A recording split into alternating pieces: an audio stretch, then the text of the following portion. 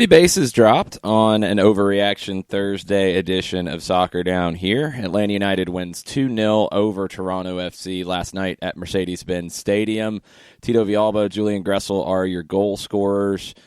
Pretty complete performance. We'll get into some of the aspects of it as we go this morning, but as always, on an Overreaction whatever day, tweet at us. Overreaction Thursday is the hashtag, at Soccer Down Here. Let us know what your thoughts are about the match. And John, I haven't had a chance to talk to you much after the match about your thoughts.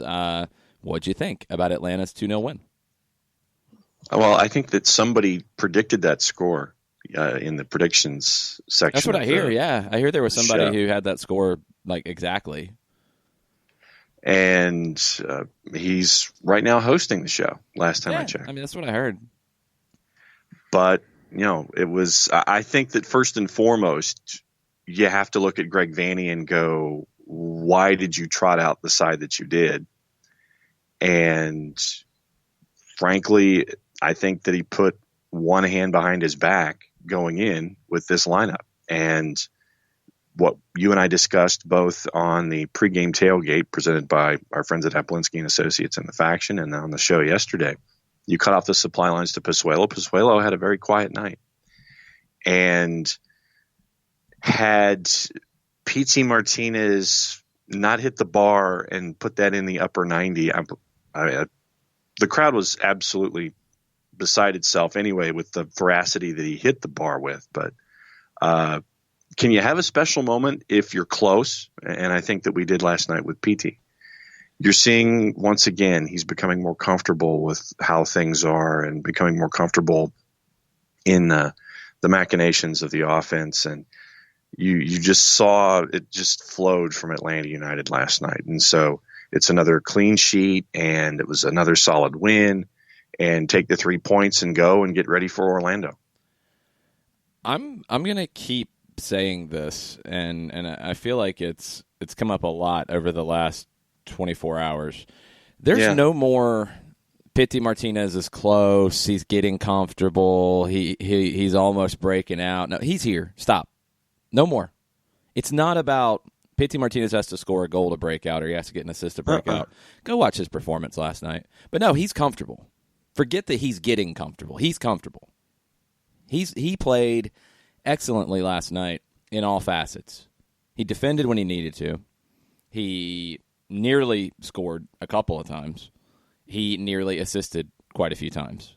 Pizzi Martinez was very, very good. He did the job. There's no more getting comfortable for Pizzi Martinez. You can't judge a player strictly on, well, he's got to score a goal or he's got to get an assist. No, he's there. Correct. He's fine. He's completely fine. So Pizzi was Pizzi last night. He was very good. I thought Joseph was outstanding last night in all facets. Nagby.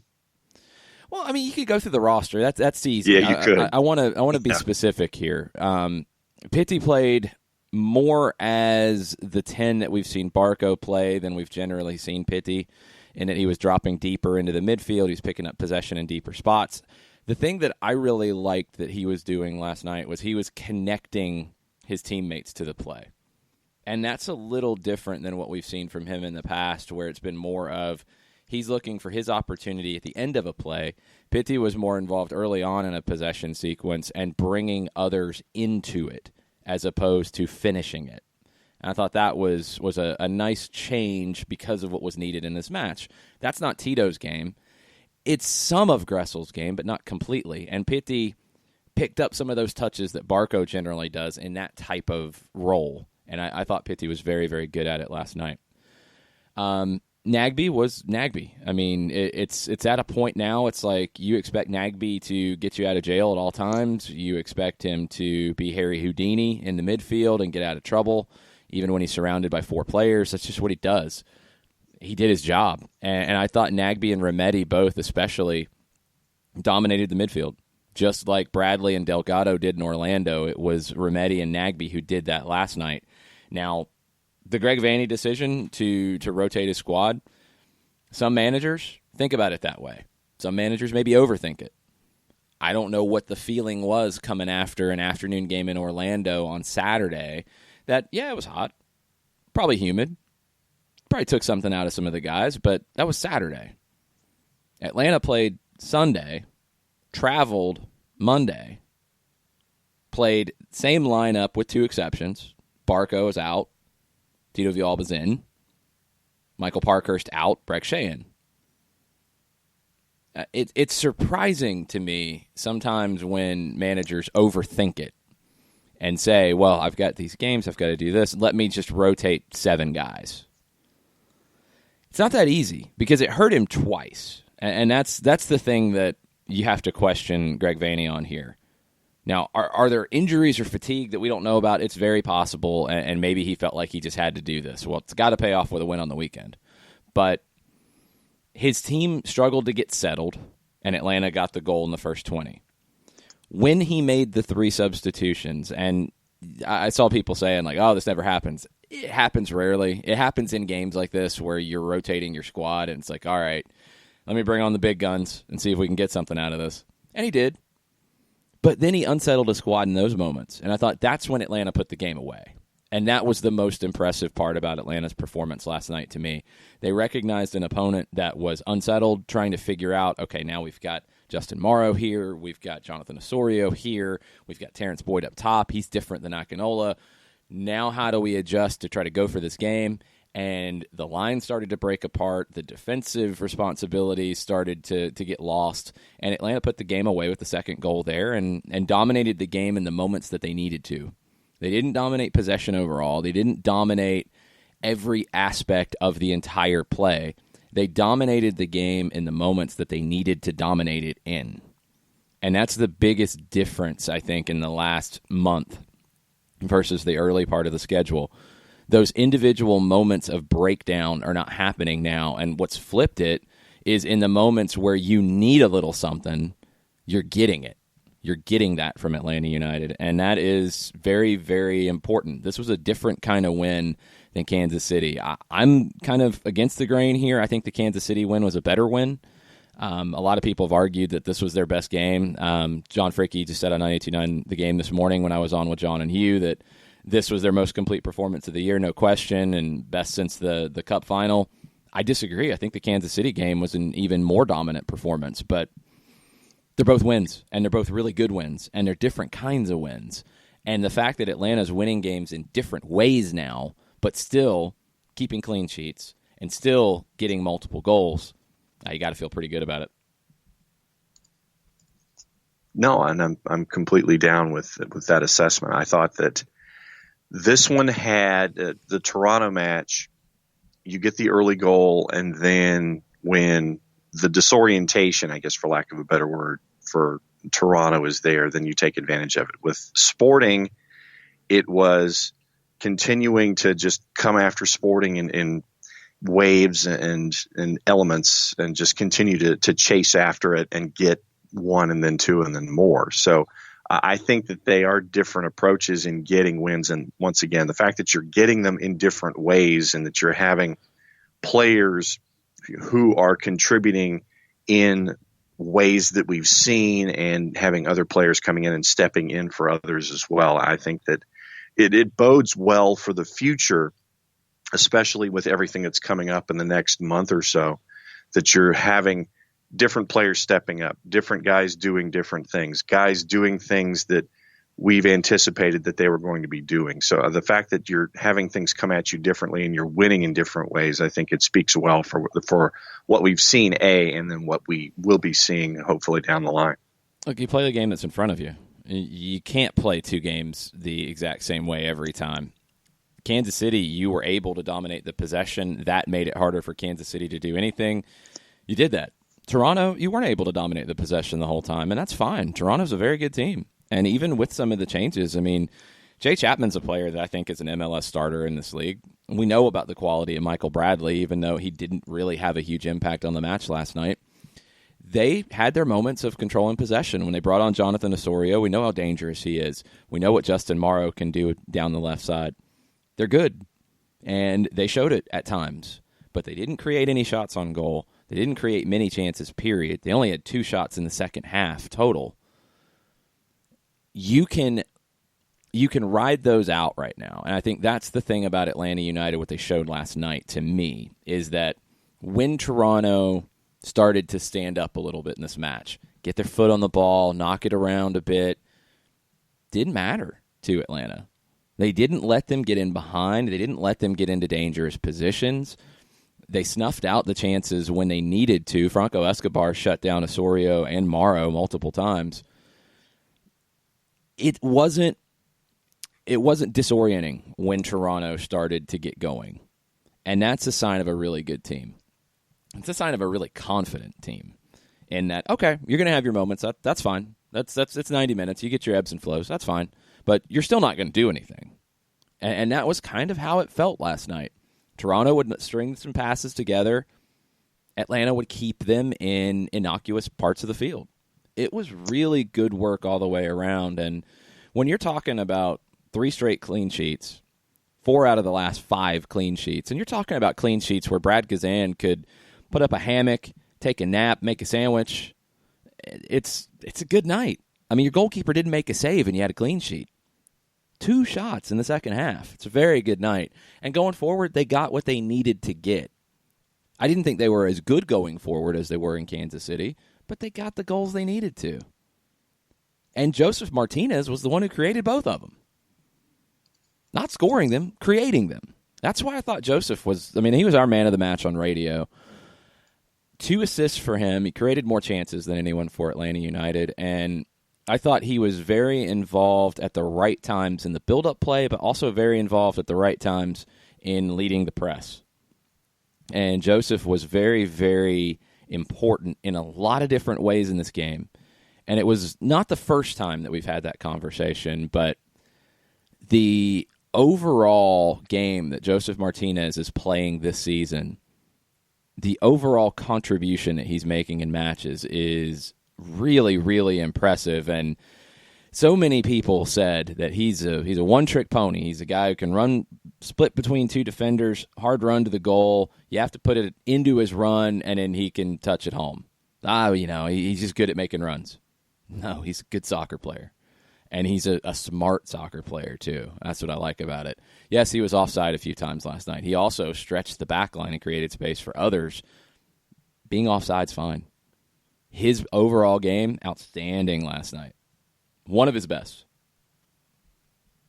How many times this season to date have we seen Joseph Martinez in the heat of being one of the defenders when the other team is trying to get a shot on net or getting shots on net and trying to get their offensive working?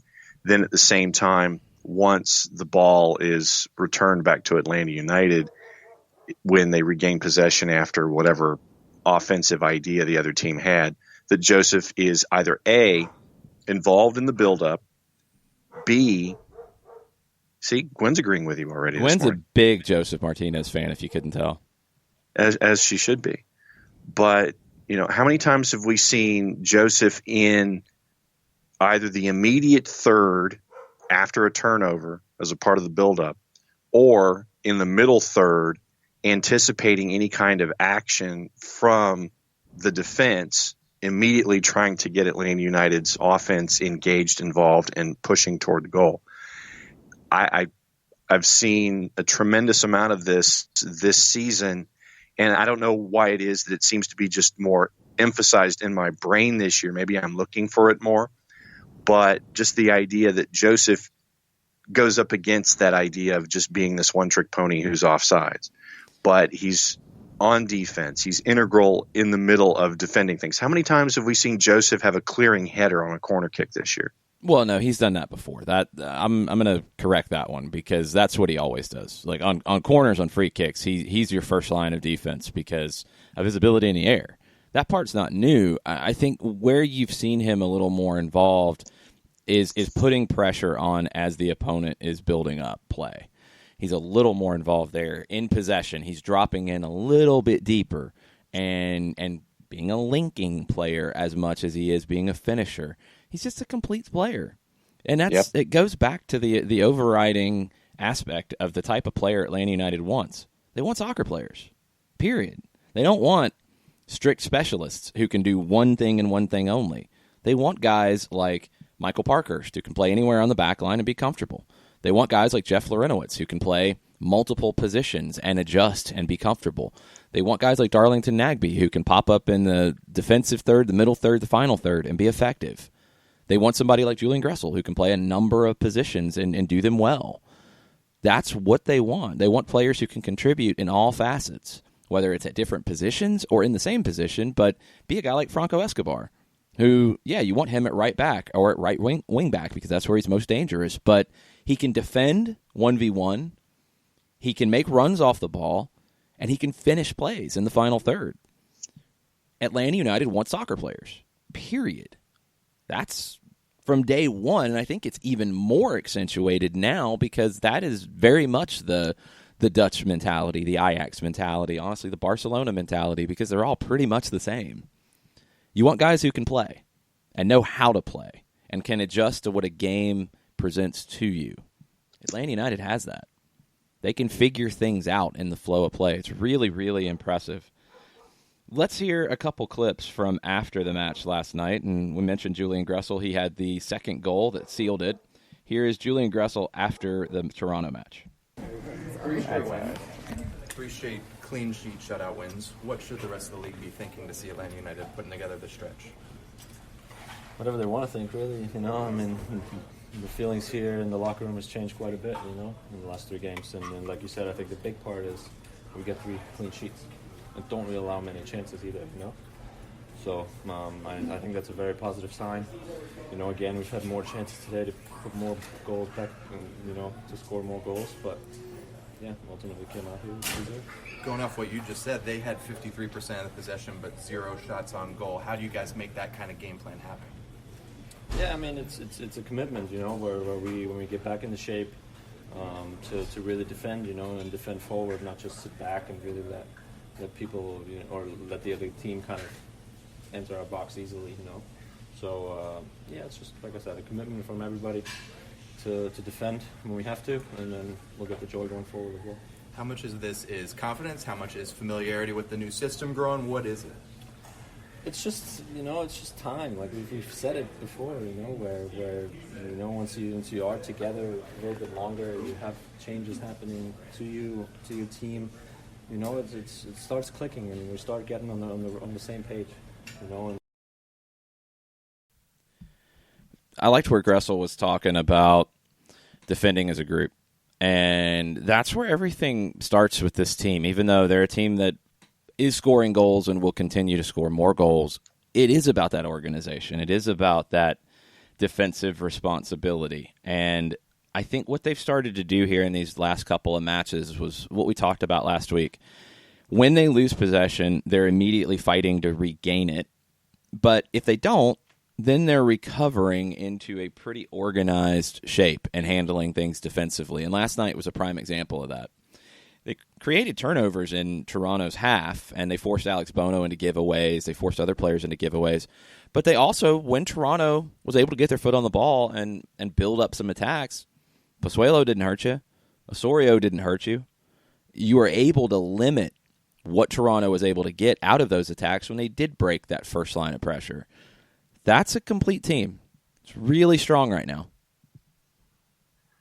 And I think that the word that you used was completeness, and I think that that's the best way to see what we're looking at from Atlanta United right now. You're looking at any phase that you want to look at. There's a completeness to it, and everyone is involved in the process one way or the other. You may not necessarily notice what players who are on the periphery of anything are doing, but they're all engaged, and they're all focused on what they need to do to either continue things offensively, turn things around defensively, to get things done on the other way. And so for me, it's just everyone's locked in right now. Doesn't matter what phase of the game we're talking about. Good overall performance. We'll get into your Overreaction Thursday takes right after this. We'll also catch you up on the rest of Major League Soccer's action last night, some other news off the field as well. Felipe Cardenas of The Athletic joins us at 10 o'clock. And we'll get you caught up on the Open Cup. The Florida Soccer Soldiers move on to the second round. We'll get into all of that right after this.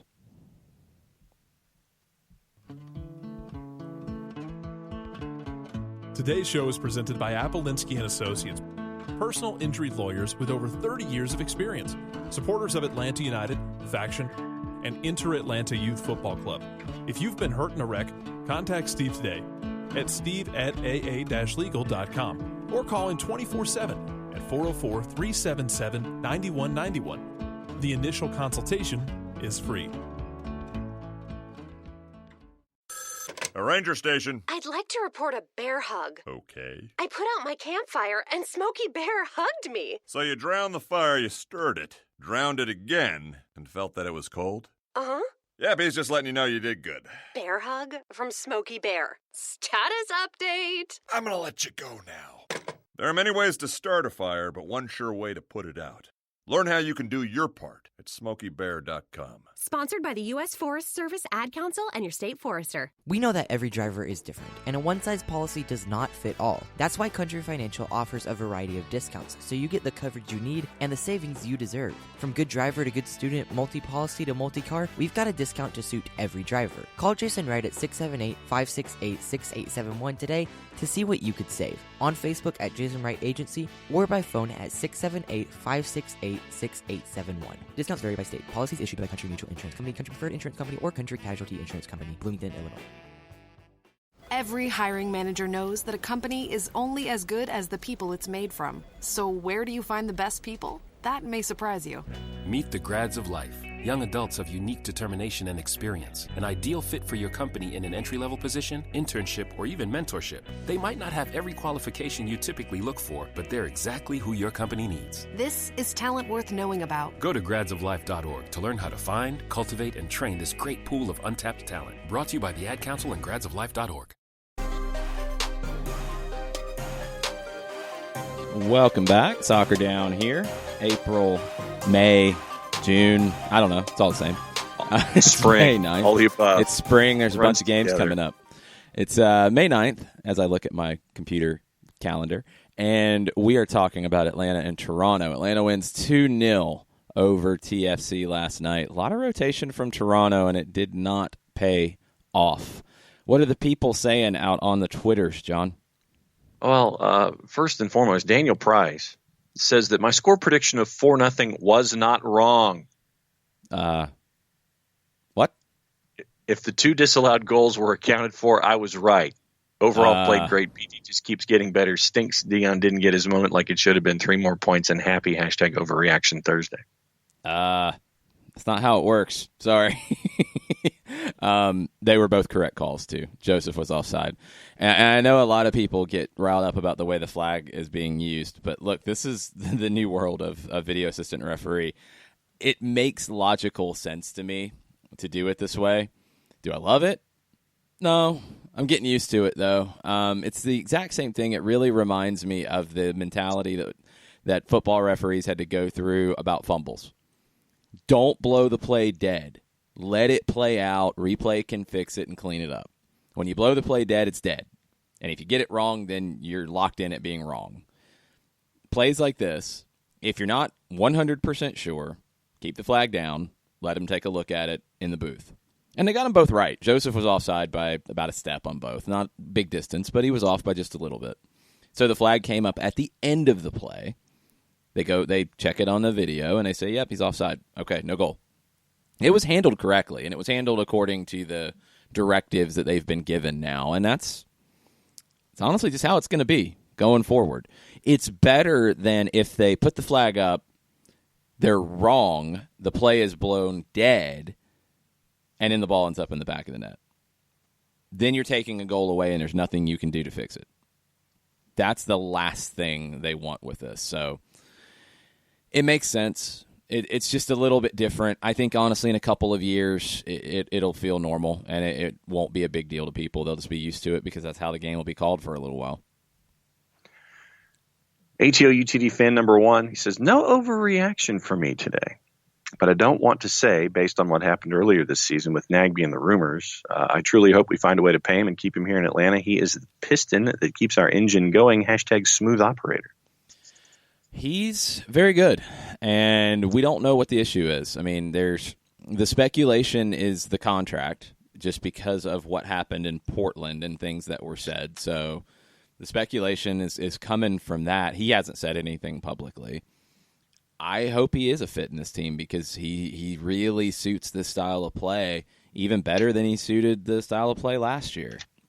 I think what he can do on the ball, and as a technical player, he's such an important piece of this.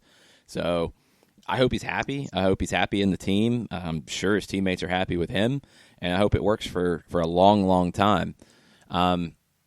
I've actually decided that it's not Smooth Operator that I hear in my head when he's on the ball. It's Three Little Birds by Bob Marley, because everything's going to be all right.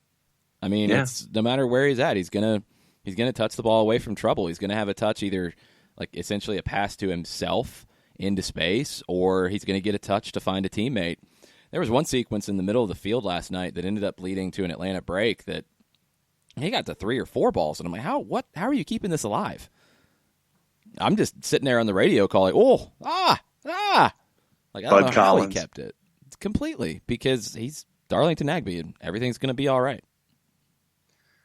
Joe Bost, # Overreaction Thursday. I couldn't watch, but heard most of the call, and then 2 goat emojis in parentheses.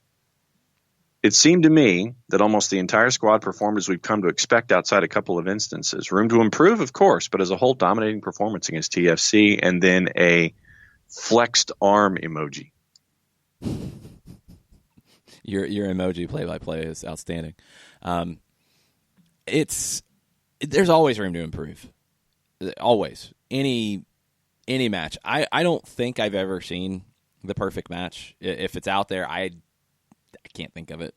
There's always room to improve. It's just that's the way the game is. So that's a good thing. You always have something to strive for.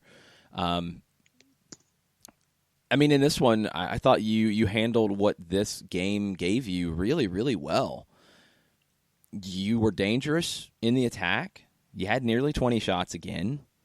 You were very good defensively. Brad Gazan didn't have to make a save. And I thought the second half was better. I thought the second half was maybe the best half Atlanta's played all season, because when Toronto was shaky with the substitutions, you put them away. You killed the game right there. And when they did kind of rise up a little bit after the substitutions and Morrow and Osorio were starting to combine, they didn't make anything happen. So really good performance all the way around, especially second half. And, yeah, I mean, there's not anybody that stands out to me as having a bad night. And I know we've got some tweets about a player, and I think they are overreactions. Will Palmer says, why doesn't anybody like Breck Shea? I thought he did well last night. He's had some good games. I can't recall any of his mistakes leading to goals, unlike another well-loved defender we have. # Overreaction Thursday. Breck Shea last night, his mistakes were not in parts of the field that were going to hurt you.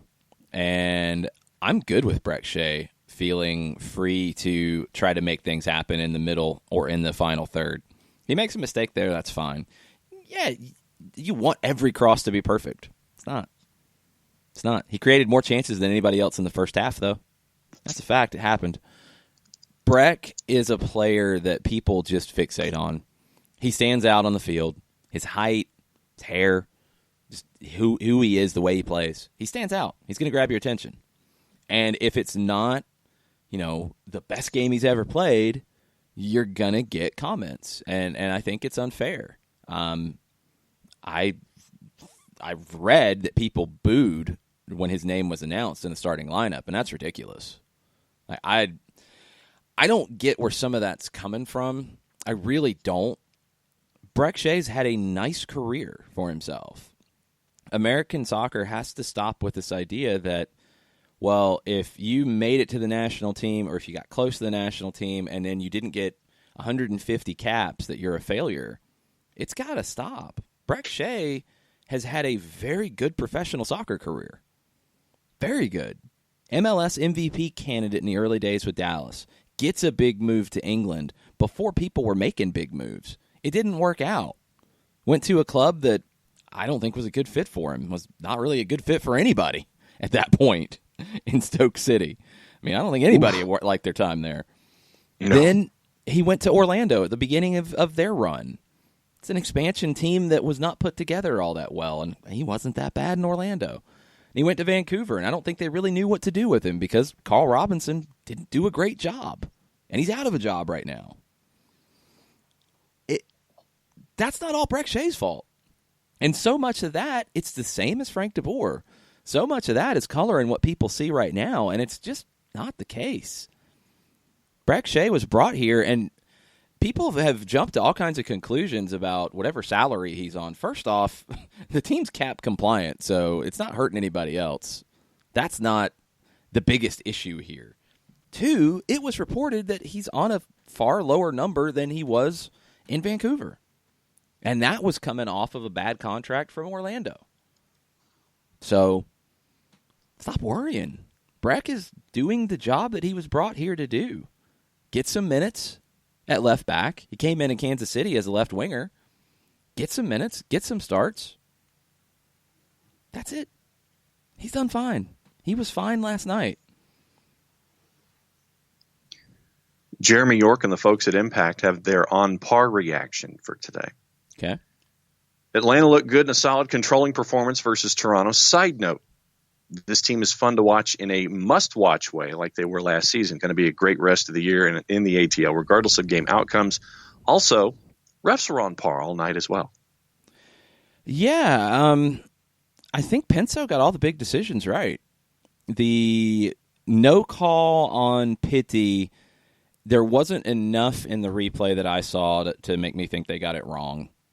It's one of those that I could see it go either way. I think ultimately they got it right. The offside calls with Joseph, they got them right. The way the game was managed, pretty strong. I really can't think of anything from Penzo at all. The way the team plays, I can tell you this. It's not the exact same as last year. That's okay. That's fine. I like it. I think a lot of fans like it now. It's funny how that changes when the wins start coming, right? Because the style of play has been building this way for quite a while. Honestly, since the Columbus game. And Frank was right. What he said around that time was, look, I haven't had time to train. It's been game. Injuries, game. I haven't been able to play the four in the back. We need this time to train. First 2 weeks of it, you didn't have your international guys. You go to Columbus, you play water polo. You get 2 more weeks, you've looked pretty good since. Because you're adding layers, you're getting better and stronger, you're able to incorporate more things. Players look more comfortable because they know where everybody is, they know what the rotations are, they're comfortable in being free to exchange positions a little bit more. It's good, and that's what happens. You're building. You're never going to come out of preseason and be your best. If you are, you're not a very good team. Flat out. If you look your best at the beginning of the season, you're not very good. You're trying to build for the long haul. And in MLS, where the champion is decided by playoffs, you're trying to peak in your final game, not in your second game, not in your third game. You're trying to get better each week. I think Atlanta United has, for the most part, done that this season. It's a good sign. It's a very, very good sign.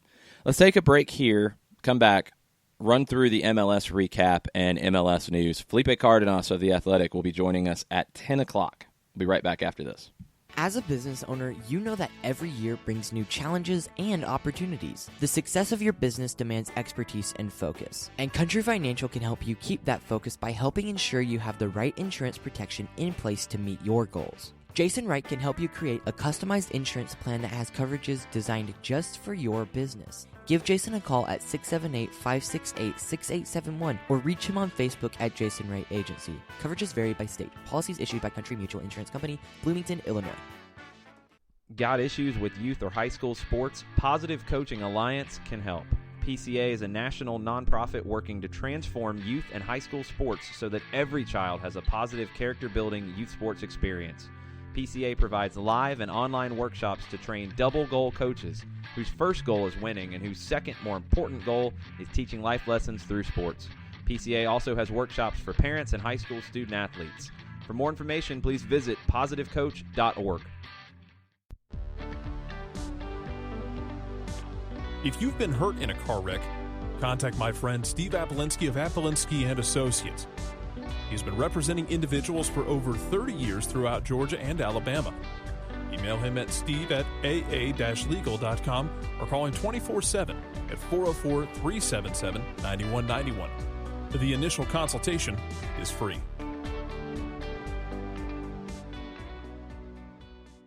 I adopted Bento in 2010 from a shelter. This cat makes me make art. He's always motivating me to draw pictures of him. He just is motivating artistically. He's my best friend, but a lot of people know him as Keyboard Cat. Keyboard Cat, YouTube star and shelter pet. Amazing adoption stories start in shelters. Start yours today. Visit theshelterpetproject.org to find a pet near you. Brought to you by Maddie's Fund, the Humane Society of the United States, and the Ad Council. Welcome back. Soccer Down here, May 9th. Overreaction Thursday. We'll dip back into the timeline here in just a little bit. But let's update on what happened last night around Major League Soccer. Columbus, 3-1 win over the Galaxy. They had a 3-0 lead. Galaxy got a goal late. Pretty dominant performance from the Crew after some very poor performances recently from them.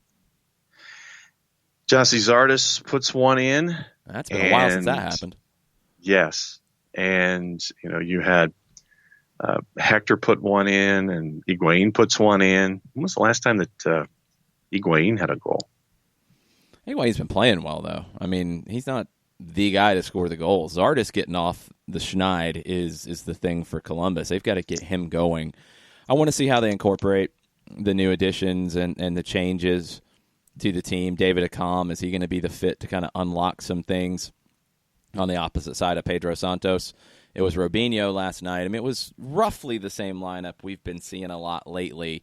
Harrison Awful still out. Hector Jimenez got the start, just a good utility man on the back line. He gets a goal for his trouble. And where does Accam fit into this team, and what other changes are coming for the Crew are the questions I have. But strong performance against a Galaxy team that has now lost their last two on the road. And Daniel Steres is the one who gets the goal late. Antuna and Zlatan with 3 shots apiece. You mentioned Robinho. Robinho led Columbus last night with 5 shots. And yeah, he's inconsistent. I mean, I like some of the things he brings to the table, but he's going to be the one who gets pushed out for Accam. Yeah. Reported crowd of 13,207 at Montfray last night. That's a little bit better than we've seen in some spots. Look, this is the trade-off, and we talked about it when they decided to do the schedule this way and compress it more. You're going to have midweek games, and you're going to have some bad attendances, flat out, because that happens everywhere. Do the Braves draw as well for a Wednesday night game as they do for a Saturday night game? That'd be a no. No. Do the Hawks draw as well for a midweek game as they do for a weekend game? No. That's how it goes. And don't give me the, Champions League games in Europe draw, because it's a Champions League game. Like, league matches midweek don't draw as well, flat out. So if you're going to have more of them, you're going to have some attendances that you scratch your head about. Like at Red Bull Arena, 11,000 plus. I think it's the lowest attendance ever at Red Bull Arena. And they watch their team blow a lead and lose. Montreal Impact come back late to win that. Hooey. I mean, the Impact are struggling offensively right now. No Nacho Piatti for a long time, and you give up 2 goals late. That's a bad sign for Chris Armas. And one of them was a PK, and the PK was the decider in the 79th with Maxi Urruti. And I mean, I think that's really the only word that I can currently use in describing Red Bulls is just yee. They've lost 3 at home this year. That's in 6 shocking. matches. Yeah, that's just shocking when you look at what they've done in the past. Not shocking was that the Fire beat the Revolution. 5-0 is a little shocking. New England made a new league record last night by conceding 15 goals in their last 3 matches. The 18 goals that they've conceded in their last 4 matches are tied for the most in league history with Minnesota, who conceded 18 in their first 4 games in 2017. It's an absolute, utter mess for New England at this point. I don't know what's going to happen with Brad Friedel. The past history for the Revolution is that they have kept people around longer than they should. I did see a really good bit of speculation on Reddit. Remember, the Revolution have this big match coming up, exhibition with Chelsea. And there's a lot of marketing and PR and things around that. I don't see any way they make a move before that. I think you probably want Brad Friedel involved in it, and you don't want to have upheaval at that stage. No. So you're going to get through that. That is what, in a week? I think it's the middle of next week, if I'm not mistaken, or the following weekend. After that, we'll see. But I don't think he's going anywhere until that game is played, and probably for just a little bit of time afterwards.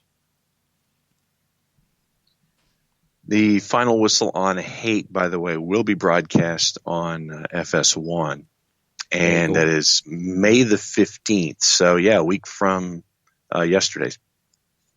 Yeah, Chelsea's playing their last Premier League game and then coming straight over to play that exhibition and fundraiser. It's a great, outstanding cause, and it's a great thing that Robert Kraft and Abramovich are doing in this to raise money for a cause that needs it. Love that. But as a contest, it's going to be ugly because Chelsea doesn't want to play that a couple days after their Premier League finale, and the Revolution are just ugly in the way they play right now, period. So yes. The FS1 TV audience might not get much to watch, but, it happens. There was some other news off the field, too, in Chicago. The Fire deal to leave Bridgeview has been finalized now, and it was approved. The memo of understanding was approved by the Bridgeview City Council, or whatever the equivalent is of that. And they will be leaving, and it's a lump sum payment up front of around $10 million, and then the rest is paid out over, I think, 15 years. It's a pretty good deal for the Fire. And it's a good deal for Bridgeview because they're losing money right now with the Fire being there. Like, they're not making money with Chicago being there. So they're going to get money up front, and then I guess they'll get the rest of the money over time. Maybe. Possibly. Might get negotiated out. Who knows? It's a win-win for everybody because nobody is benefiting from this situation right now. Now, I'll be curious to see what happens with the venue because, it is actually a nice venue. It's a nice place to see a game. Are the Red Stars going to continue to play there? We'll see if that works for them. But the Fire leaving Bridgeview is finalized. All signs point to them going to Soldier Field and an announcement forthcoming on that. I think it's a needed thing all the way around the board for everybody involved. I think it's the right move for all parties. Yeah, it was for lack of a better word, the first word that popped into my head was just, it's a dead venue. There's no energy there. I disagree. It's a dead venue because it wasn't a dead venue when the Fire were a good team. True. It's a venue that is difficult. It's difficult because when the Fire are not a good team, it's very easy to say, well, I'm not going. Right. I'm not going out there. So that's the challenge that you have with it. The development around it, I don't know what was planned. There's really nothing. It makes it harder to be successful. It's not impossible. It's a venue that can be something for somebody because it's a nice venue. But for the Fire, when you have no relevance in the Chicago market, you need to be in the big venue. If you play at Soldier Field, you automatically get some respect for being at Soldier Field. I think the Fire benefited from that in the early days. Now, just being there is not good enough, but they are investing, and they have made this roster better. Now we'll see what Veljko Paunovic can do with it. And the conversations that we've been having about teams and getting their message out, specifically Red Bulls and them not doing it, where San Jose is putting out media assets for Matias Almeida, and teams are doing this. The Galaxy are doing this. The Chicago Fire are now posting media assets for outlets to use when it comes to their matches. Give OSG Nelson his credit for that, folks. I think they were listening. But I think that, to your point, and probably the way that I should phrase it better, is that when you have, in the era of disposable income, I think that when you have a venue that is suburban and you're not appointment viewing in person, then you're not going to make that kind of a drive to go wherever, no matter what the drive is and no matter how much of a fan of whatever team you may be. But I think that suburban viewing, if your team, in quotes, is not doing what you want them to do, you're going to be immediately turned off, and that's going to be something that you're not going to go do until your perception of what they're doing has changed. And then Bridgeview, I think, is an example of that. Can you be successful in the suburbs? Yes. We've seen it with teams at all different levels in all different sports. You can do it. It's not the easiest route, I think. And I think moving forward, it's not the preferred route, but it can work for some if you do everything right. The LA Galaxy are not in downtown Los Angeles, and they've done pretty well for themselves over the years. So, and they understand it's also a crowded marketplace in Los Angeles, and that they need to do things to put themselves out there more. And like I said, they don't have to do the media asset thing, but they do. Sporting Kansas City, not in downtown Kansas City, and they do really, really well for themselves. Mm-hmm. So it can work. Real Salt Lake, it can work. It's a little bit harder road, and you have to do things differently. But whether you're downtown or not downtown, you got to work, and you have to be creative, and you have to not stop working, I think, is the biggest thing. Like, you never can really settle because there's competition for everybody's entertainment dollars. Talking about entertainment dollars, Christian Dyer with MSG Network. If you're not looking for these clips after the Red Bulls are on MSG and Dyer's on the broadcast, go start, because he drops nuggets all over the place in his halftime segment. He's got multiple ones that we're going to talk about. Inter Miami. Dyer says there's a very good chance that Chicharito ends up in Miami. I'm good with that. I'd rather see James, but I'm good with that. Yeah. That's a good first player to bring in. I'd rather see Chicharito in Houston. Well, for Houston's sake. Yes. But, Chicharito is going to be good in the league wherever because he's a good player, and I think he's a good personality for this league. He's going to sell the league really well. Miami getting him would be a good move for them. The more interesting ones were on Cincinnati. Serious candidate as manager, David Moyes, which we had seen, and I was waiting to see if somebody was going to come out and say, all right, yeah, there's something to it. Christian Dyer put himself out there and said, yes, there's something to it. The interesting one to me is he talked about they're going to create a sporting director role above the technical director, Luke Sassano. And a person that we mentioned when the news broke has been mentioned for that role. Give his credit, yo. Bruce Arena. If Bruce Arena comes in to basically manage David Moyes, that's really interesting. Yes. But it's a good pairing because if there's anybody who knows this league better than anyone else, it's Bruce Arena. And if there's anyone who knows the American player and how to manage them, it's Bruce Arena. And remember, the Galaxy, when they brought in David Beckham, Frank Yallop was like, I don't want any part of this after the first year because of all the chaos. And then, as Grant Wall reported in his great book, The Beckham Experiment, it was Beckham's management who suggested Ruud Gullit. And that didn't work out. He just didn't get the league. It was a different league at that time, too. I think if Ruud Gullit came into 2019 Major League Soccer, it would be a different story. But in 2008, bad combination. And you had all the trouble brewing with Landon Donovan and David Beckham because of the comments in the book and comments that were made in the media and the way Beckham handled things and the way Donovan handled things. Like, nobody really looked good in any of that situation. They bring in Bruce Arena. He immediately gets both of them in the office and says, all right, we're going to deal with this and we're going to move on. And they went on a great run. And they went to 3 finals out of the next 4 years and won 2 of them.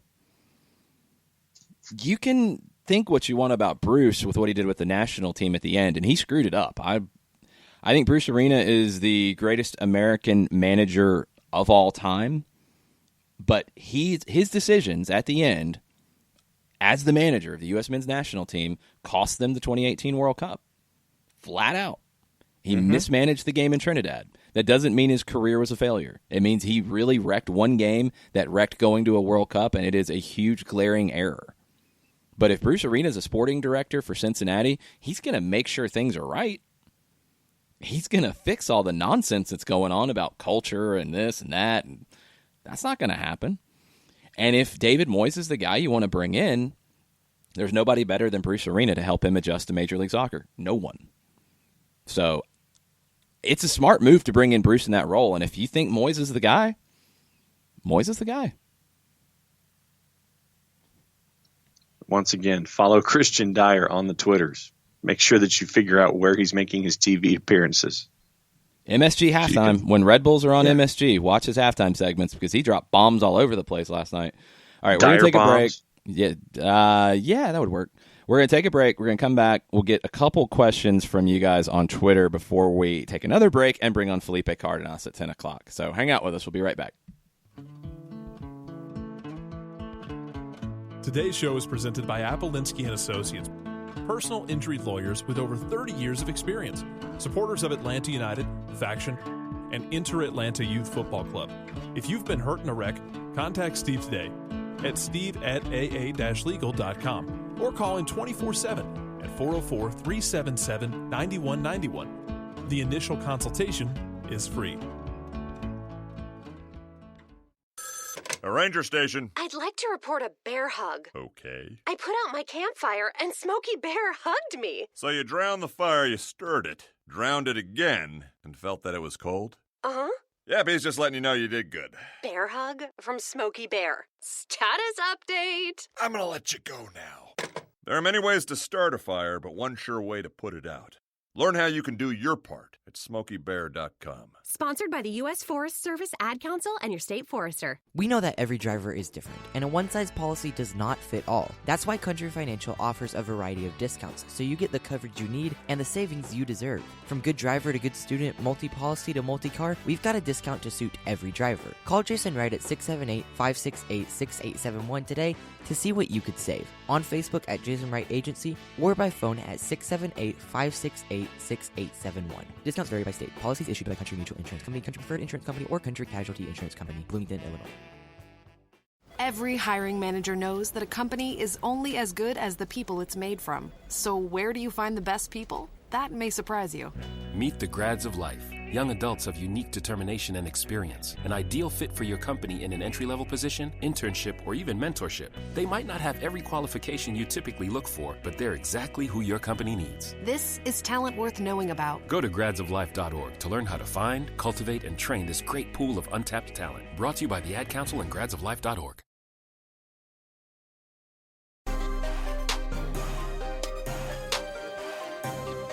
Welcome back. Soccer Down here. May 9th is the date. I'll try to remember that as we go. Overreaction Thursday. We're taking your questions as we talk about Atlanta and Toronto. 2-0 win for the Five Stripes. Felipe Cardenas will join us in just a bit to talk about it. John was very sad that it's not some cool like national day of whatever. It wasn't sad. I was just looking at what's trending on the Twitters other than us, and there's no national day of anything trending. It's a very important day. It is National Lost Sock Memorial Day. Can you speak of this from personal experience, sir? I hate losing socks. Yeah. And I hate, well, actually, what I hate more than anything is if I lost like both pairs of socks, both socks, it'd be fine. But when I lose one sock and it's a pair that I like and I see the other sock and I'm like, I don't want to get rid of it because I might find the other sock someday. And then you never do, and it's just sad. And you look at the sock, the lonely sock, and it's just a sad experience all the time. Hashtag lonely sock. Sounds like there's a song in there somewhere. It is National Lost Sock Memorial Day. There's really not a lot of good national days today, so that's the best I got. I think it's like National Butterscotch Brownie Day, which I don't like butterscotch, so I got nothing there. It's a poor national whatever day, that's for sure. What are the people saying on the Twitters other than brownies and socks? Okay, well, that's none of that's on our timeline. The Swixter says, quote, if you look your best at the beginning of your season, you're doing it wrong, end quote. Someone needs to tell at Orlando City SC, and the shrugged shoulders emoji. I'll tell Toronto, too. I mean, they did the same thing. So they won 3, and then they've won 3 of their last 7. So you got to build, and you got to get better. And Orlando, it's just this weird thing with Orlando. It's like you see things, you're like, okay, they figured some things out, and then there's regression. So like coming into this one on Sunday, I have no idea what Orlando's going to do. Are they going to sit and defend? Are they going to try to come out and play? Are they going to, what? Who knows? Is Dom Dwyer going to be in the lineup? I don't know. Is Sasha Kleshman going to be in the 18? I don't know. All these questions. I don't know. What's up with that? What's up with Orlando? Nobody knows who you're imitating. Seinfeld. Okay, some people would know who you're imitating, I guess, a little bit, yeah. They're up, they're down, they're up, they're down. It's the beginning of the season. What's up with Orlando? I thought it was the 80s comic. Was it Richard Lewis for a second? No, Richard Lewis is a little more neurotic instead of sing-songy. You started, I thought it was Richard Lewis, and that's why it's one of those things. You sit there and you're wondering, and you're going, am I doing it right? That's where I thought you were first, and I was going to have to tell people. Richard Lewis is more just straight neuroses, and you have to put your hand on your forehead and act like you're thinking, and your head is hurting from all the from all the thinking and all that kind of stuff. Yeah, I know that. I had Jamie Lee Curtis in a sitcom, and she was my girlfriend, and she's putting up with me, and I don't understand it, and we break up, we get back together. That's Richard Lewis. Jerry Seinfeld is just like, what's up with that? Gwen's not a Seinfeld fan. We'll finish with this one for hour number 1 because I think Waka Tata Flame has nailed it. Hit it. In summary, the fans' favorite style of play is winning. Boom. Yeah. Who knew? It's true. Well, it was just funny because there was a lot of people when we talked about that was, well, no, they have to win a certain way, or no, just a win's not good enough. Colorado. It's got to be a certain way, and Colorado. It's funny how winning kind of paves over anything, style, and then everything looks like it did before when it doesn't exactly, but it's winning, and that's what's important. And they're controlling games, and they're not risking, and it's good stuff. It's good soccer that is getting better week after week. Do we give Waka credit for using the hashtag Wallpass Wednesday and submitting that particular? Well, I thought tweet? It was April for a second, so he's fine. Thinking it's Wednesday, that's completely fine. Well, I was thinking, do we give him clairvoyance? Is what I'm saying. No, because he tweeted it 24 minutes ago. Okay, we're going to take a break, and we're going to get Felipe Cardenas on the line to get us back on track. We'll be right back after this. As a business owner, you know that every year brings new challenges and opportunities. The success of your business demands expertise and focus. And Country Financial can help you keep that focus by helping ensure you have the right insurance protection in place to meet your goals. Jason Wright can help you create a customized insurance plan that has coverages designed just for your business. Give Jason a call at 678-568-6871 or reach him on Facebook at Jason Wright Agency. Coverages vary by state. Policies issued by Country Mutual Insurance Company, Bloomington, Illinois. Got issues with youth or high school sports? Positive Coaching Alliance can help. PCA is a national nonprofit working to transform youth and high school sports so that every child has a positive character-building youth sports experience. PCA provides live and online workshops to train double goal coaches whose first goal is winning and whose second, more important goal is teaching life lessons through sports. PCA also has workshops for parents and high school student athletes. For more information, please visit positivecoach.org. If you've been hurt in a car wreck, contact my friend Steve Apolinsky of Apolinsky & Associates. He's been representing individuals for over 30 years throughout Georgia and Alabama. Email him at steve@aa-legal.com or call him 24/7 at 404-377-9191. The initial consultation is free.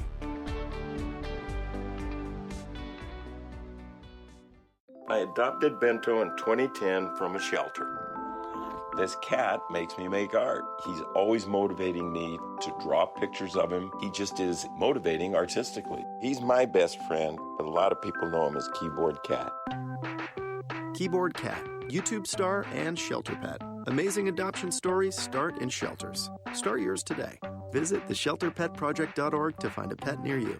Brought to you by Maddie's Fund, the Humane Society of the United States, and the Ad Council. You're listening to Soccer Down Here daily on SDH Networks, a division of OSG Sports. Find us at Soccer Down Here on Facebook and Twitter. The time is now the top of the hour. Peep, y'all.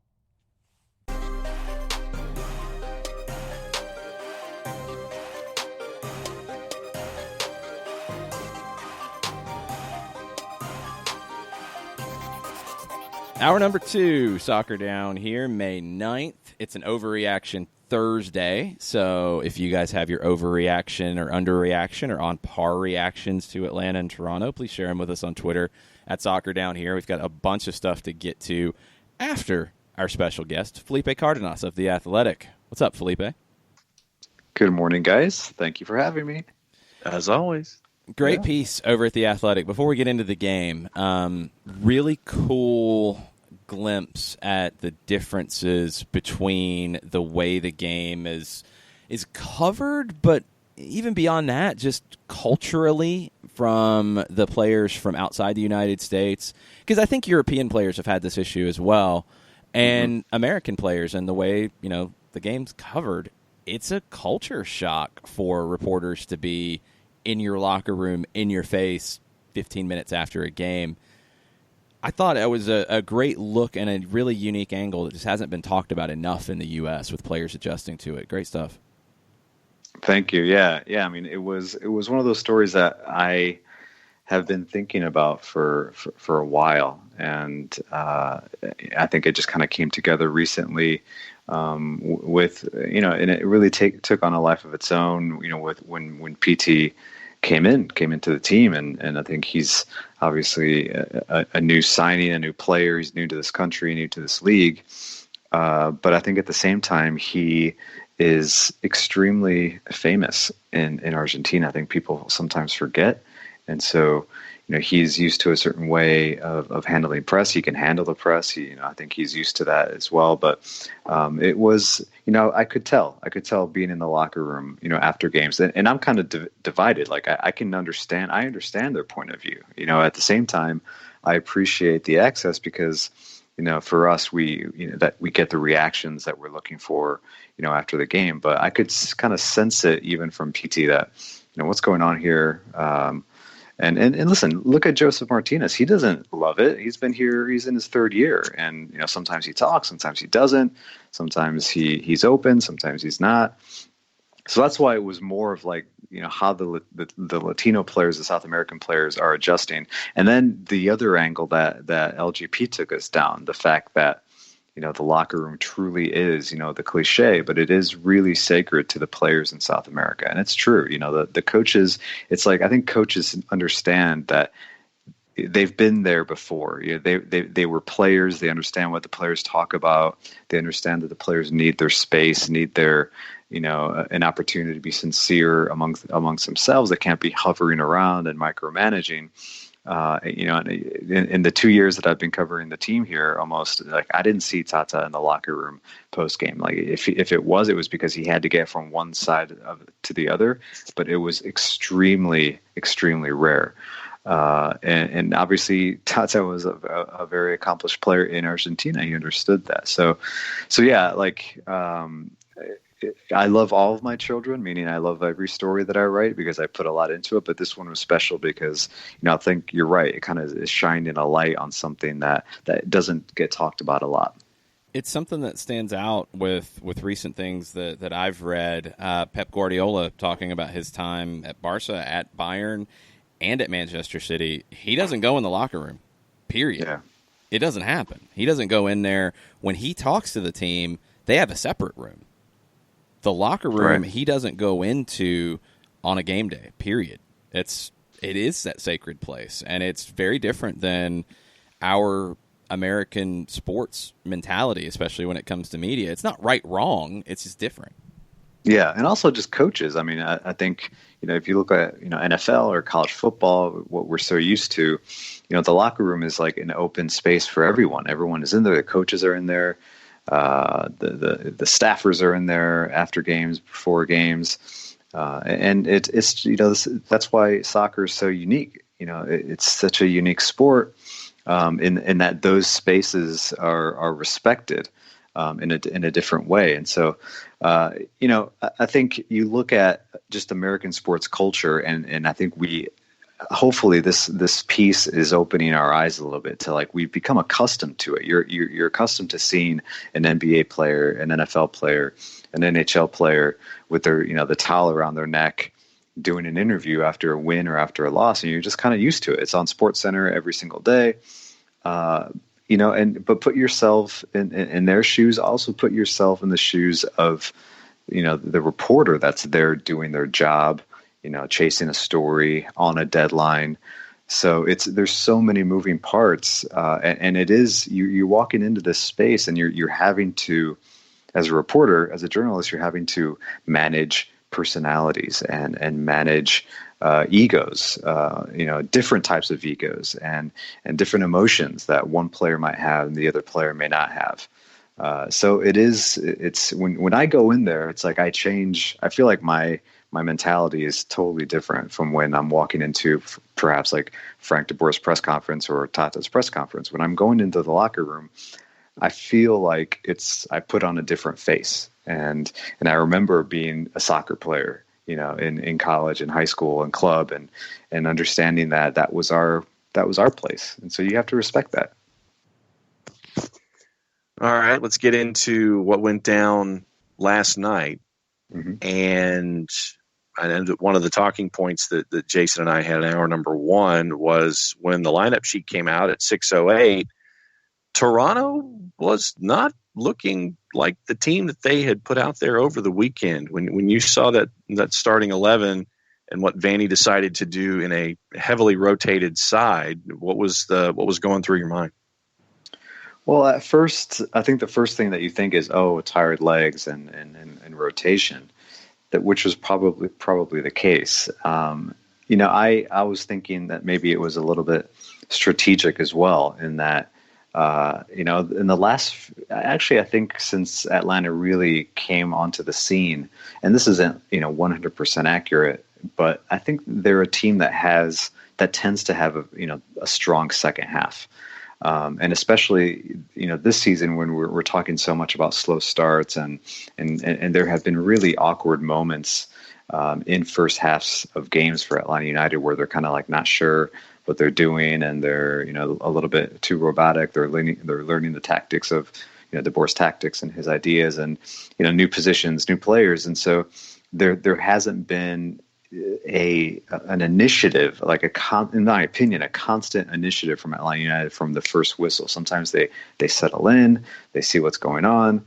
The game is very physical, in the first 15 minutes, so they're dealing with that. And then the second half comes around, and especially against, Sporting Kansas City, I think that was a great example. They came out of the second half, they understood the type of game that they were in, they understood the opponent that they had in front of them, their limitations, their strengths, and they really took over the game in the second half. So they look like a strong second half team. Maybe that's what Vanny was doing. I mean, he saved some of his best available players for the second half, and he brought them in, successively, 50th minute, 52nd minute, 60th minute. And really, in my opinion, that he looked at, to attack the flank. He brought on Moro to go right at, Franco Escobar, and he was, successful at first. Osorio, a great player that can kind of flow in and out, was pretty active at first.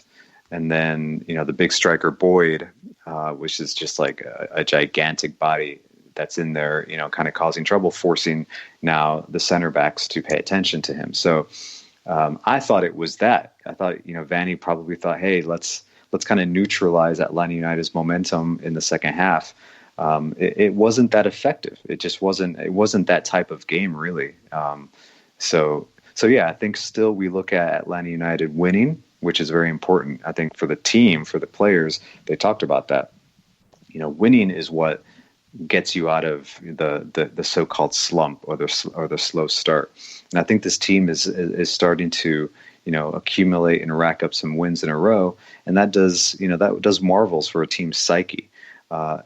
Personally, I don't think they're there yet. I don't think they're just dominating teams yet, but they're taking advantage of moments in games, and sometimes that's just as important. Yeah, I thought Kansas City was more dominant of a win than this one, and Toronto's a good team. I thought where Vanny maybe messed up, and I thought Atlanta took full advantage, was if the idea was to keep it tight, bring on some fresh legs in the second half, and exploit Atlanta, when they did make those changes and they started to bring those guys in a series of substitutions, it really unbalanced Toronto. And I thought it was in those moments where Atlanta, from about the 55th to the 70th minute when they got the second goal, that was their best sequence of the game, because Toronto was just completely disorganized, and Atlanta took full advantage and put the game away in that moment and then rode it out. And Escobar was brilliant at the end with Osorio and Morrow both trying to get in down the left, and Escobar shut it down.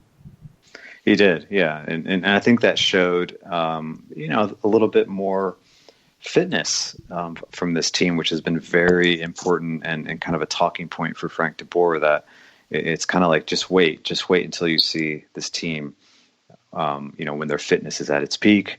And to be honest, I thought both teams at times in the game looked tired. I thought the midweek game, this kind of rush that they're in and the stretch that they're in, there were times when the game got sleepy, in my opinion, and you could see a guy like Pozuelo just didn't have it. Just had nothing last night. And yeah, he was thoroughly, marked out of the game by Eric Remedi. And when he did get on the ball, it's just like his touch wasn't there. He was thinking too fast. And there were players on Atlanta United as well that I felt like at times looked tired, that it caught up with them. And so the game slowed down and then it would speed up again, because, when players get tired, that's sometimes when spaces open up. A defender doesn't get back, a central midfielder, jogs back instead of sprinting back. And I think that's where you saw Atlanta United, being well positioned to take advantage of those moments, like I said. And they, there are a lot of attacks right up the middle, right up the gut, headed right towards Toronto center backs, and they struggle with that a lot. And they put a lot of pressure on Michael Bradley. He at times had to take himself really out of the game and catch his breath and kind of sit back even more in order to anticipate, a player like PT or Tito or anyone else kind of running at him with space. So yeah, I think they're professional athletes, but they get tired. And I thought last night there were times where you had two teams that are still trying to battle, through this stretch of 3 games in 1 week. It's easy for me in this next question to sit there and say, okay, let's talk about player X and how they were last night in the starting 11, because, I want you to go through the greatest hits package here on the album and look at Joseph and look at Nagbe and all that kind of stuff. But there's one guy who came on late that I want to kind of get your analysis of, and what we saw in a fleeting moment. But I'm anticipating that a guy like Dion Pereira is going to be getting more opportunities, especially with schedule compression, roster juggling, guys going off to national teams and things like that. But in the limited sample size that we got of Dion Pereira, in addition to talking about who else you want to talk about after my question, what did you think about Dion in his cameo last night and what he's bringing to the table, and who else stood out for you last night that you want to get into here? Yeah, I'll start with Dion. I think he has something. I'm not sure what it is yet. But I think just starting with his left foot, and he does have a little bit of pace, and he kind of is a forward, progressive thinking player, where he wants to get forward, he wants to get into the box, he wants to attack a defender, he wants to force a defender to backpedal, and put them in an awkward position. So I think that he's kind of a good player to bring on towards the end of the game, or if you need a spark, which, I think that could be a role for him. But he's young, and I think there's still a lot that he can improve on, especially, get your head up. That's one thing. It's like he when he gets on the ball, it's like his head immediately goes down. Like I said, he just wants to get forward. I think that just comes with training with the first team a little bit more, where you realize, when am I going? When do I stop? When do I rotate the ball? When do we keep it? When are we playing keep away in order to burn the clock? And when am I going to the corner flag? And so I thought he did a good job when he attempted to get to the corner flag. He kept control of the ball. He kept it on his left foot. He was essentially shielding the ball from a defender at pretty top speed.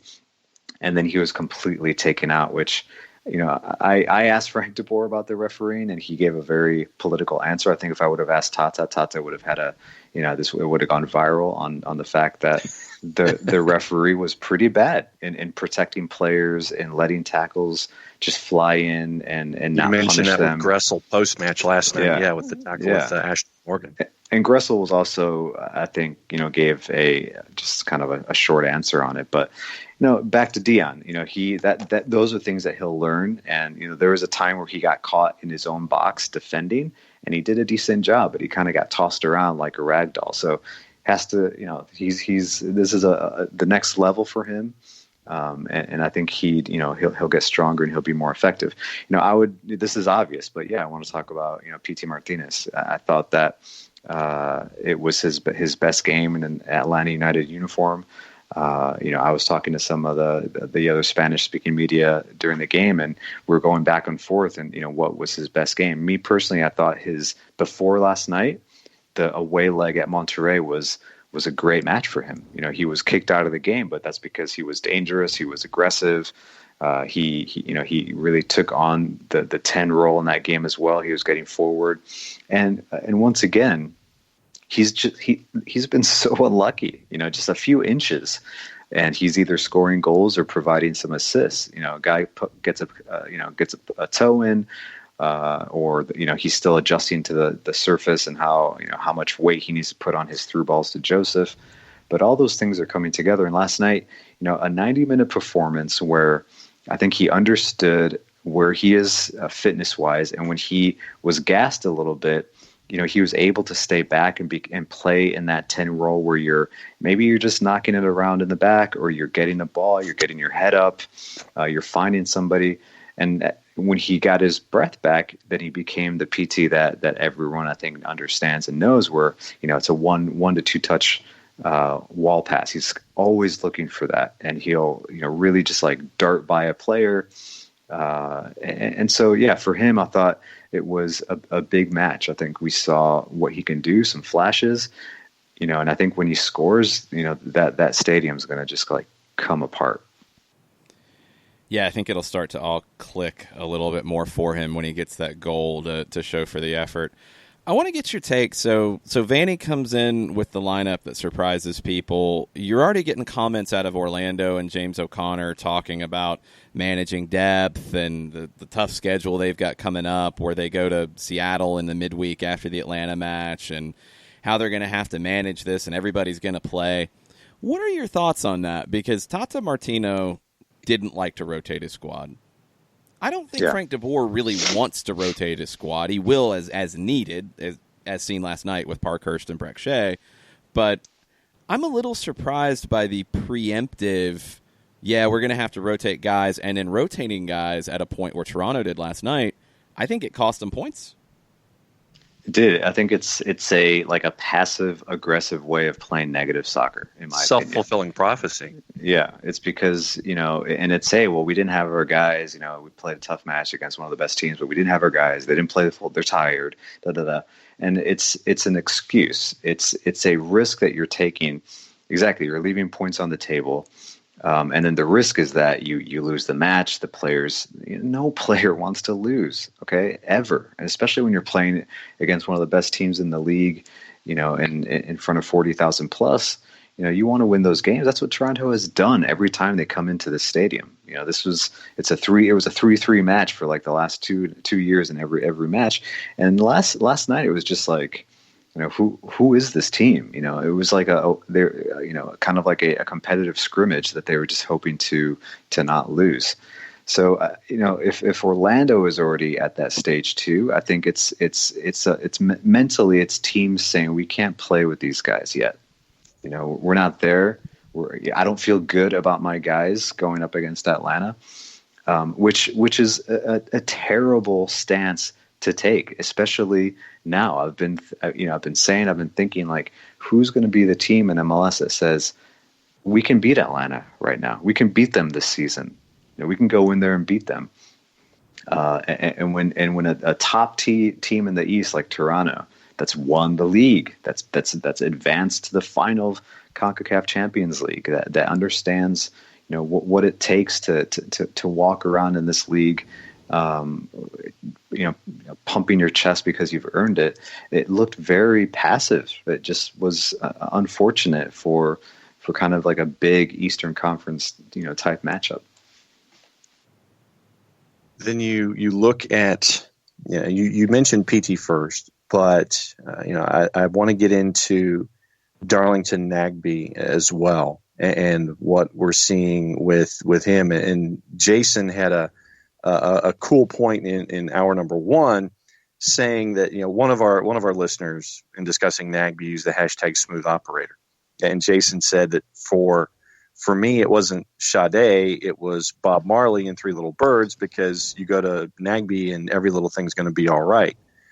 We continue to see what Darlington is as a footballer, and I continue to be impressed with, really, you sit there and you see any situation and he finds a solution. And right now he's that skeleton key that seems to be unlocking a lot of things consistently, and he's just been doing it all season long. Yeah, we can talk about Darlington, his quality and his capabilities. We can dedicate every Thursday to it, but the Darlington Nagbe Show. Yeah. And listen, I'm going to be a little bit more, not critical, but it's what I talked to you guys about last week as well. And I saw it at times last night. He can do it all. He can be that guy that controls tempo, controls the ball, and gets people out of tight positions and gets himself out of difficult situations, in his own half, in a tight space. When guys are closing down on him, he can play one-touch soccer and kind of get his team out of trouble. He did that all night. I think what he still isn't doing a lot is that forward pass out of those difficult situations.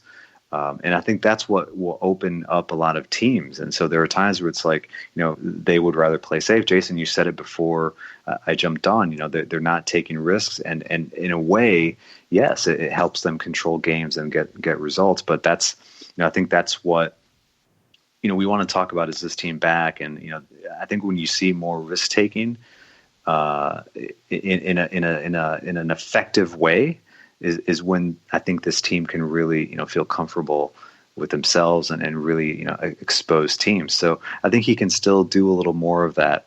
But Frank de Boer said it yesterday.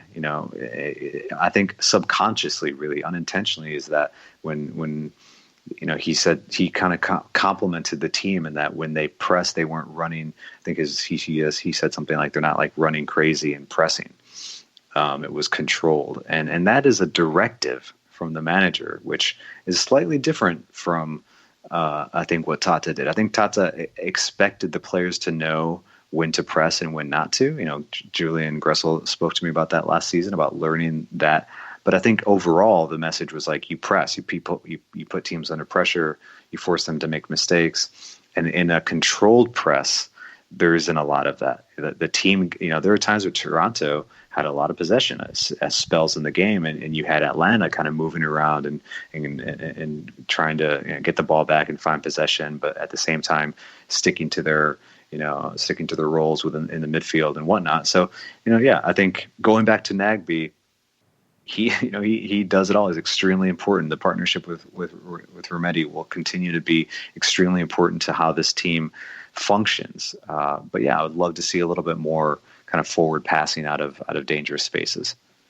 I think the pressing side of it has been an evolution, and that's one of those things that, the buzzword when Frank was hired was evolution, not revolution. And I think pressing's the prime example of it, because if you look at 2017, it was a lot of pressing. 2018, it was more selective, and it was more focused on possession, but the press, when you saw it, felt more like 2017 in that it was frantic. Now it's more as a byproduct of possession. And what I thought they really managed last night really well, and it continued on from the Kansas City game, when they lost possession, they immediately tried to regain it. The classic tactic that we see from your Ajaxes, your Barcelonas, anybody from that Dutch mentality. But last night we saw Toronto handle that pretty well, and they didn't give the ball back immediately. And then Atlanta recovered and dropped and defended as a unit, and they were very organized in both facets. And that is an absolute credit to Frank de Boer. Yeah, he talked about. I agree. I think that is the team. When the team often talks about understanding his ideas, that's a good example of that, of recognizing what the opponent is doing and what shape they're supposed to be in. Now it can sound rigid, it really can. It can sound like the team all of a sudden isn't kind of this like gung ho. What did Carlos Bocanegra say last season when run and gun? He used that term. We're run and gun, and I think that gets the fans really excited, and I think that's what gets people that aren't into MLS really. That's what attracted them to Atlanta United, and so now here the difference is we have a manager that understands that need to be attacking and to be creative, but at the same time, he said it last night, after the game in his post game, that he was happy with the team recognizing moments when they had to stay compact, and that's probably what you just referred to, Jason. Those moments where they didn't have the ball, they didn't need to press, they kind of essentially sacrificed some territory there and got themselves in a good decent shape so that when they did recover, guys were ready to go. Yeah, I think some of it is down to too, like you said, knowing when to press, and when you do press and it's not successful, then adjusting and then dropping and staying organized. And the possession helps you stay organized. That's a big part of why, sometimes they're going to go side to side, because you're getting all of your pieces, getting all your chess pieces lined up the way you want, both from an attacking perspective, but also when the ball turns over and how to defend. I think what you're seeing each match right now in this last couple weeks, is these additional layers either being added or getting more defined, and it's just a more multifaceted performance for every match out for Atlanta. Yeah, I think, and again, that's the change in style, in the style of play from one, a very focused South American technical staff to one that's much more European based, in their education and the way that they played and the way that they've been playing. This is good. I've been one of those guys that's really talked about the change in culture, even though at the beginning the front office wanted to say that it was going to be seamless. It's night and day, from everything from language to training, to what you do in the gym, to what you eat. The film sessions are different, and I'm not saying one is better than the other, but they are different. And what you mentioned about, that is very De Boer, that is very Ajax, of having players capable of playing anywhere on the pitch and being able to, take on different responsibilities. If you look at, the Ajax side that hopefully everyone listening is devastated that they're out of the Champions League, I think that's what was so entertaining about them. The technical ability of each player, it was just dumbfounding. Like, I could not believe every player at all times in the pitch, defenders, attackers, midfielders, converted midfielders, they knew exactly what to do when they had the ball. Their touch was impeccable. They understood the spacing between a defender that's running at you. How much time do I have? How to slow down the ball? Like, everything that Busquets is very, famous for, and that we all love about Busquets, multiple Ajax players were doing under pressure. So is that the expectation for Atlanta United? Possibly.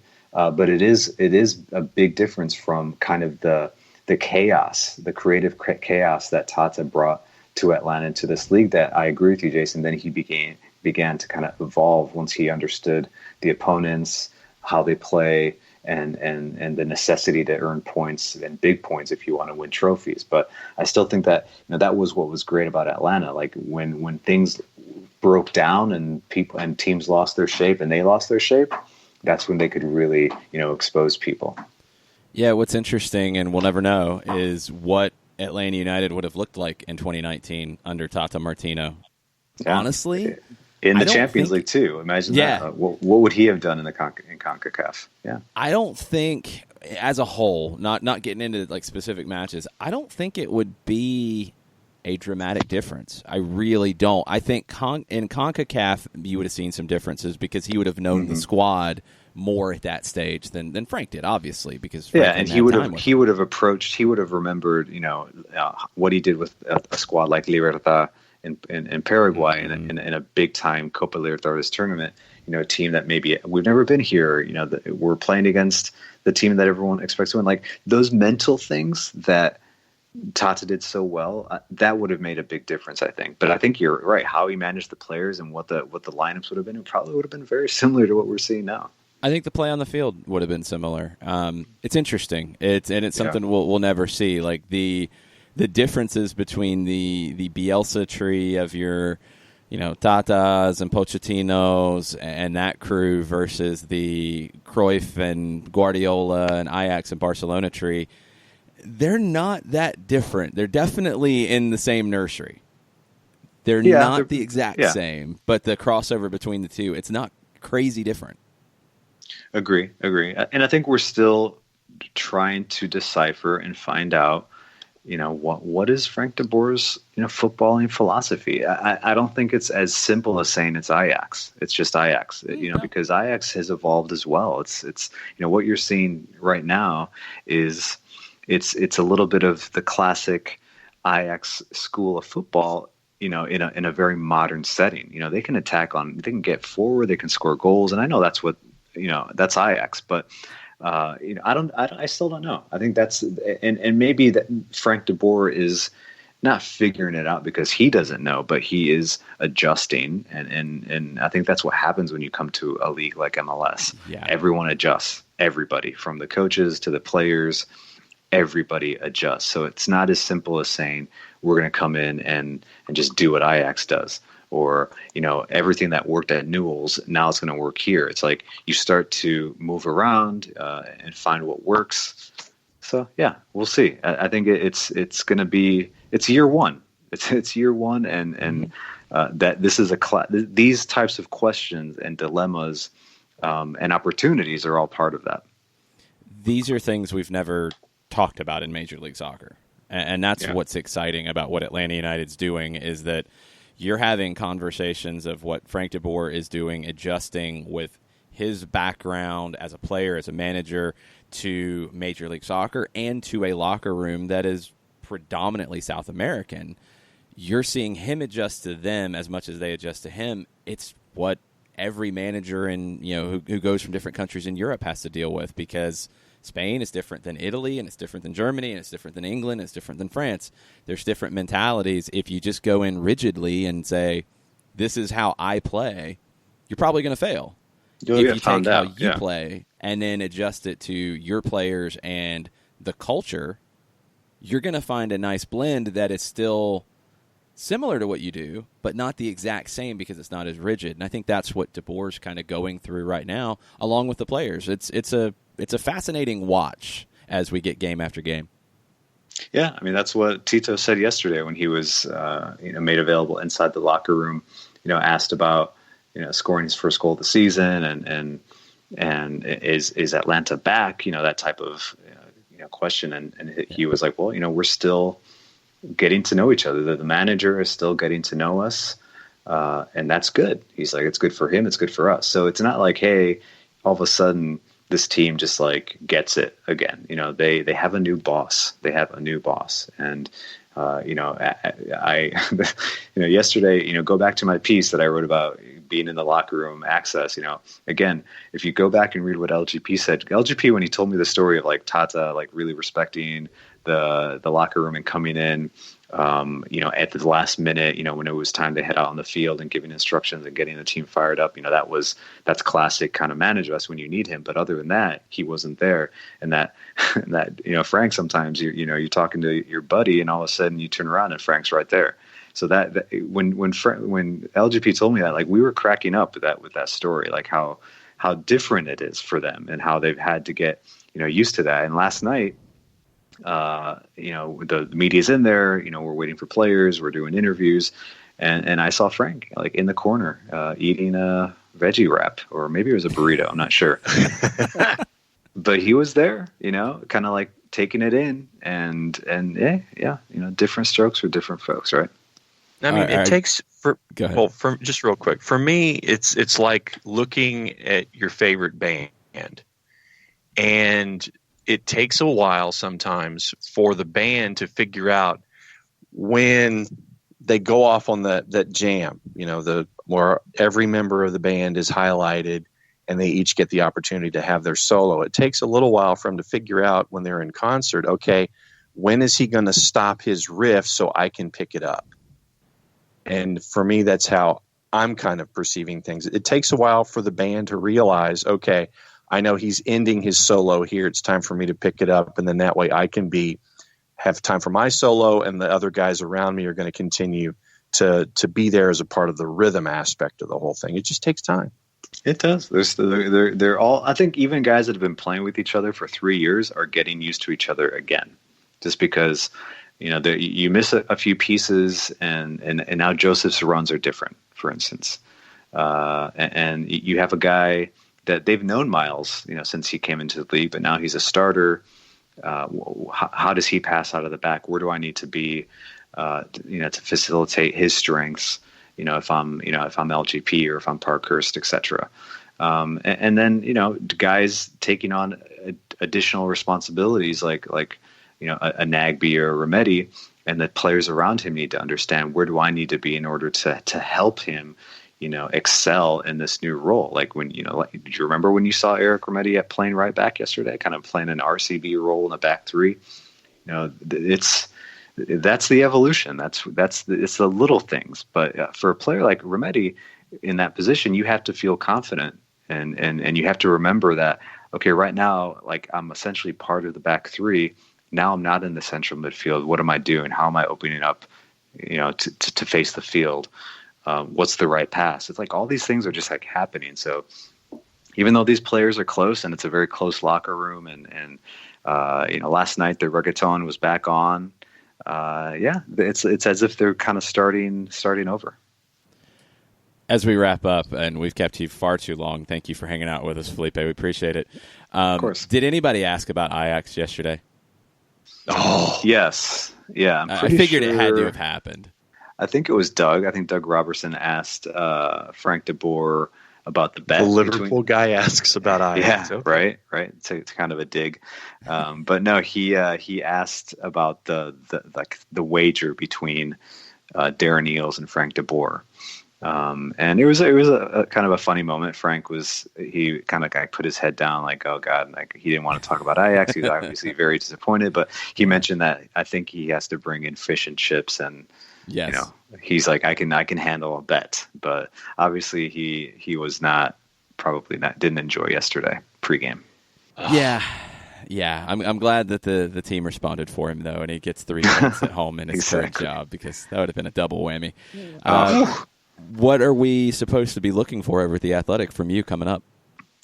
So I am, currently just kind of going through my transcriptions from the week and kind of concepting a story on another Atlanta United story that hopefully I can get out soon. And then, I'll be at the game on Sunday to see what comes out of that. There are some kind of off the radar MLS stories that I'm also working on and hoping to get out to the readers ASAP. Attaboy. You're the man. Appreciate it, Felipe. All right, guys. Always enjoy my time. Have a good time. All right, let's take a quick break. We'll get back into the Overreaction Thursday timeline right after this. Today's show is presented by Appolinsky & Associates, personal injury lawyers with over 30 years of experience, supporters of Atlanta United, Faction, and Inter-Atlanta Youth Football Club. If you've been hurt in a wreck, contact Steve today at steve@aa-legal.com or call in 24/7 at 404-377-9191. The initial consultation is free. A ranger station. I'd like to report a bear hug. Okay. I put out my campfire and Smokey Bear hugged me. So you drowned the fire, you stirred it, drowned it again, and felt that it was cold? Uh-huh. Yep, he's just letting you know you did good. Bear hug from Smokey Bear. Status update. I'm gonna let you go now. There are many ways to start a fire, but one sure way to put it out. Learn how you can do your part at SmokeyBear.com. Sponsored by the U.S. Forest Service, Ad Council, and your state forester. We know that every driver is different, and a one-size policy does not fit all. That's why Country Financial offers a variety of discounts, so you get the coverage you need and the savings you deserve. From good driver to good student, multi-policy to multi-car, we've got a discount to suit every driver. Call Jason Wright at 678-568-6871 today to see what you could save. On Facebook at Jason Wright Agency or by phone at 678-568-6871. Discounts vary by state. Policies issued by Country Mutual Insurance Company, Country Preferred Insurance Company, or Country Casualty Insurance Company, Bloomington, Illinois. Every hiring manager knows that a company is only as good as the people it's made from. So where do you find the best people? That may surprise you. Meet the grads of life. Young adults of unique determination and experience. An ideal fit for your company in an entry-level position, internship, or even mentorship. They might not have every qualification you typically look for, but they're exactly who your company needs. This is talent worth knowing about. Go to gradsoflife.org to learn how to find, cultivate, and train this great pool of untapped talent. Brought to you by the Ad Council and gradsoflife.org.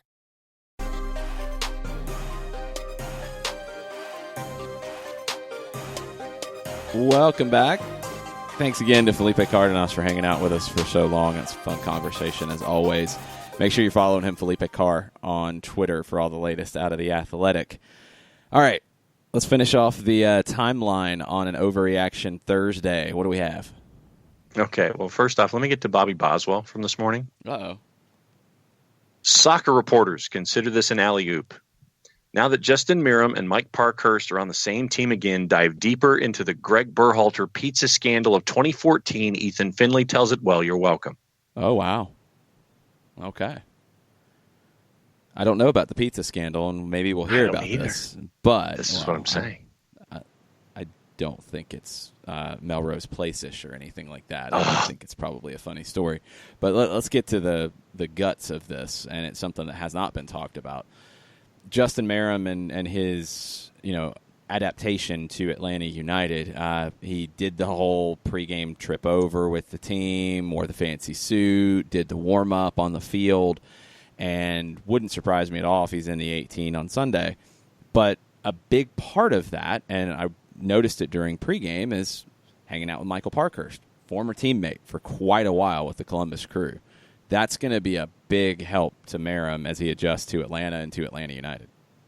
Yes, and having you look at all the messages you post on social media, and obviously he's looking forward to being a part of the organization. But I think having familiarity and hitting the ground running as quickly as you can to get up to speed. I know that system-wise he'll be up to speed pretty quickly, but sometimes it's just getting used to the guys in the locker room and getting used to your new situation. You're the new kid at school, and I think that having Parker's there to sit next to you at lunch and make sure that if you want his sandwich and he wants your cookie, then go for it. Go for it? Just take the sandwich? I mean, that sounds like the no. It's just, how we trade things at lunch. Just go ahead and go for the trade. Okay. Just checking. I don't know if Parkhurst is going to allow Justin Meram to come in and steal somebody's veggie wrap. Or burrito. Matt probably says just the discussion went down the Chris Penso rabbit hole a little bit. And Matt says, when he gave Osorio that yellow, he became my absolute favorite ref. I would have respected the hell out of him if it was reversed and Joseph doing it. Refs were perfect last night. Love the tweak and how they handle offsides this year of letting play go on and raising the flag after. Yeah, I like that because of the replay, because you have to allow the play to stand or not stand. The Osorio yellow, I think there was some confusion as to what it was for. He came back on the field with – no, it wasn't Osorio, was it? I'm thinking of a different one. I'm thinking of Richie Larea, who got a yellow. The Larea one was confusing, and I thought – no, it was clear because – and it was different, but he came back on without permission. And that's an automatic yellow. That's an easy one. He wasn't allowed back on because Penso made him go back off the field and then come back in when he was allowed back in. So that's an easy yellow. That's by the book. I don't remember the Osorio yellow card off the top of my head.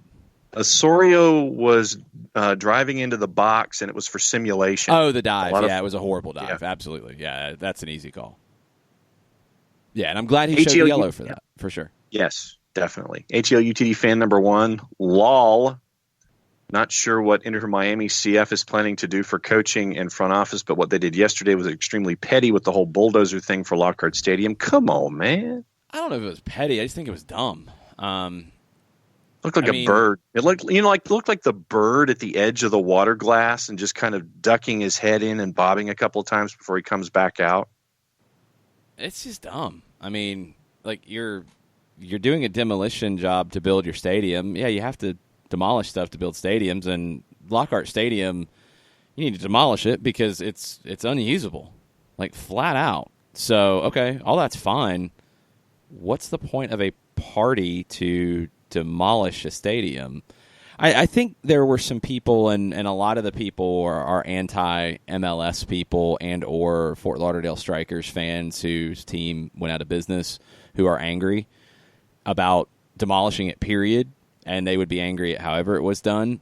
The way that this was handled and making it like a celebration just accentuated that. I don't think you gained anything from doing it this way. Didn't make any sense to me. I think it was a bad PR move, and it's not catastrophic. It's just a dumb thing to do, I think. Ricky Ricardo. So there were 5 coaching changes last year, firings, replacements. We already have 2, possibly 3. Do we go north of 5 this year? How many in total do you see leaving? It depends on how the rest of the year goes. It's not so much the number. It's the fact that you've had 2 early ones, and I think the general level of acceptance for bad results and or bad form, bad soccer has... you're not allowed to get away with that like you used to. Managers in MLS used to last for a long time, and then you'd see guys just get recycled. I mean, you see that in every league, but you saw it a little bit more in MLS, that guys would get other jobs after failing in a long time at their last job. That's not happening as much. I think it's a good thing overall. I do think you run the risk of being too knee-jerk. The two fires this time... The Colorado one, totally get it. I was a little surprised it didn't happen in the offseason based off the things that were being said late last year. The Cincinnati one's a surprise, but it sounds like there were a lot of things behind the scenes that you didn't really have a way of knowing unless you're there. Yeah. And that complicates it. It was also really difficult to move on from Koch based off the success that he had in USL and bring him in. I think you almost had to do it. The fact that they did it so fast and getting rid of him from the outside, a little surprising. But internally, it sounds like it was the right thing. Now, where do they go from here? That's another question. And that's going to determine really who FC Cincinnati is. For others, I mean, I think until somebody's gone, it's hard to speculate, and especially in the case of the Revolution with the fact that they kept Nickel and Heaps longer than they probably should have. I don't know if they're going to move on from Friedel anytime soon. So, they're not going to do it before this match with Chelsea, that's for sure. But I don't know what the threshold is for him. I think in some other clubs there is a high threshold. So I don't know who else is on the bubble for that, to be honest, at this point. It's hard to say at the stage of the season. We will see more because that's where the league is going, but are we going to see more than other years? And is that a trend?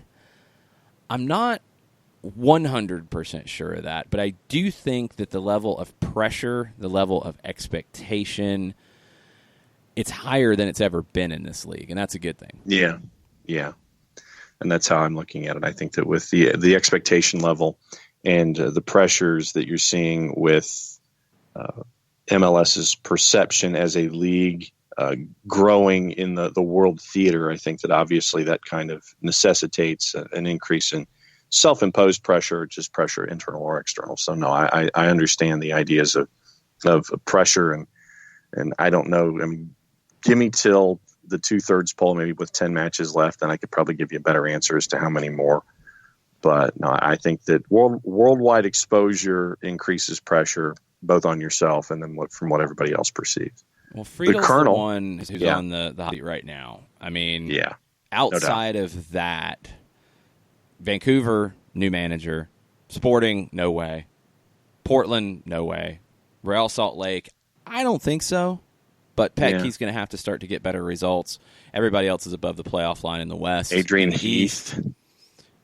He's in sixth place. He's on 15 points. What are you? No. They're 4-3-3. Why would you move on from Adrian Heath right now? I know that the expectation levels, I'm not saying right now. I'm just saying that but if he's not things on the hot don't. Seat. There's no way he's on the hot seat. No, not now. No. I'm just saying that I'm looking at teams that could possibly, as you get closer to the end of the season, to keep an eye on because of expectation level in Minnesota and trying to make the playoff. That's the thing, and that's where the previous years in Minnesota, I think, give you that, and I don't think that's fair because they didn't have the talent before. They do now. They're performing at a level we haven't seen now. I think they're in a good spot. I think it's really hard to say, well, they could be on the hot seat if this happens. I don't think that's fair. I think it's fair to say right now that they're 9 points out of the top spot. They've got a game in hand on the top two. They've scored a lot of goals. They've conceded more than they should. And Adrian Heath is doing a pretty good job. I mean, they're 5 points clear in the playoffs. Yeah. No, and in the East, for me, it's Armas, Orlando. Armas isn't on a hot seat. I don't think so. I don't think he's going to get fired anytime soon. Now, if you're still where you are at the end of the year, yes. But hot seat now? No. I don't think so. It's too early for me, really, after all of the firings that we've seen. I'm just looking at it from the idea of later in the year, who to keep an eye on, considering what we're staring at right now. I think Armas that's later, impossible, maybe? though. Because I don't expect the Red Bulls to be where they are later. I mean, you have to take both into account because, I mean, whoever's in last place is on the hot seat. Like, yes, that's just a given. I don't think the Red Bulls are going to be in 10th place later in the year. I think they're going to figure it out and be competitive. I think some teams that are above the line are going to come back to the pack. I think the Revolution right now, Brad Friedel is the only one truly on the hot seat today. Yeah. Because they've given up 30 goals in 12 games. I mean, that's mind-blowing. Out of the teams that are not in the playoffs, because nobody in the playoffs right now, the manager's on the hot seat. No. Friedel's on the hot seat. Cincinnati already made their move. Armas is not on the hot seat. O'Connor, I don't think he's on the hot seat yet because they've shown some things. Paunovic is not on the hot seat. He just got a new deal. Yeah. And in the West, as we went through, it's Hudson, already gone. Vancouver, Dos Santos, he's 10 games in. Nope. Vermes, no way. Savarese, no way. Petke, I don't think so. But he's probably next after Brad Friedel on the hot seat ranking. So that is there. Yeah, it's just tough to put somebody on the hot seat right preemptively. Now, I mean, that's the right thing. Now you have those teams that have made their shifts, but I mean, there are teams to look at, but nothing like short term. Yeah, it's not fair to put Adrian Heath in the preemptive hot seat right now when they're 5 points clear in the playoffs. They're okay. No. The Colonel says it was great to see Justin Muir warming up with the reserves pre-match wearing 14. He'll make a difference. Toronto defended very well. Bradley was everywhere. 2 goals could have been 4 against a quality defense is testimony to the attack. Yeah, Toronto did okay defensively. I mean, they conceded a good number of shots. They limited shots on goal and really, really dangerous opportunities. But, yeah, Atlanta could have put more on the board. Bradley was okay. I didn't think he was great. He was all right. When they controlled possession, I mean, he did his job there, but they really didn't get anything going forward. Pozuelo was neutralized, and he was frustrated. I think that was the biggest storyline for Toronto out of the match, and they made their moves too late. I mean, Osorio and Morrow got going in the final 20 minutes when they were already down 2-0, and Atlanta was just defending and holding them off.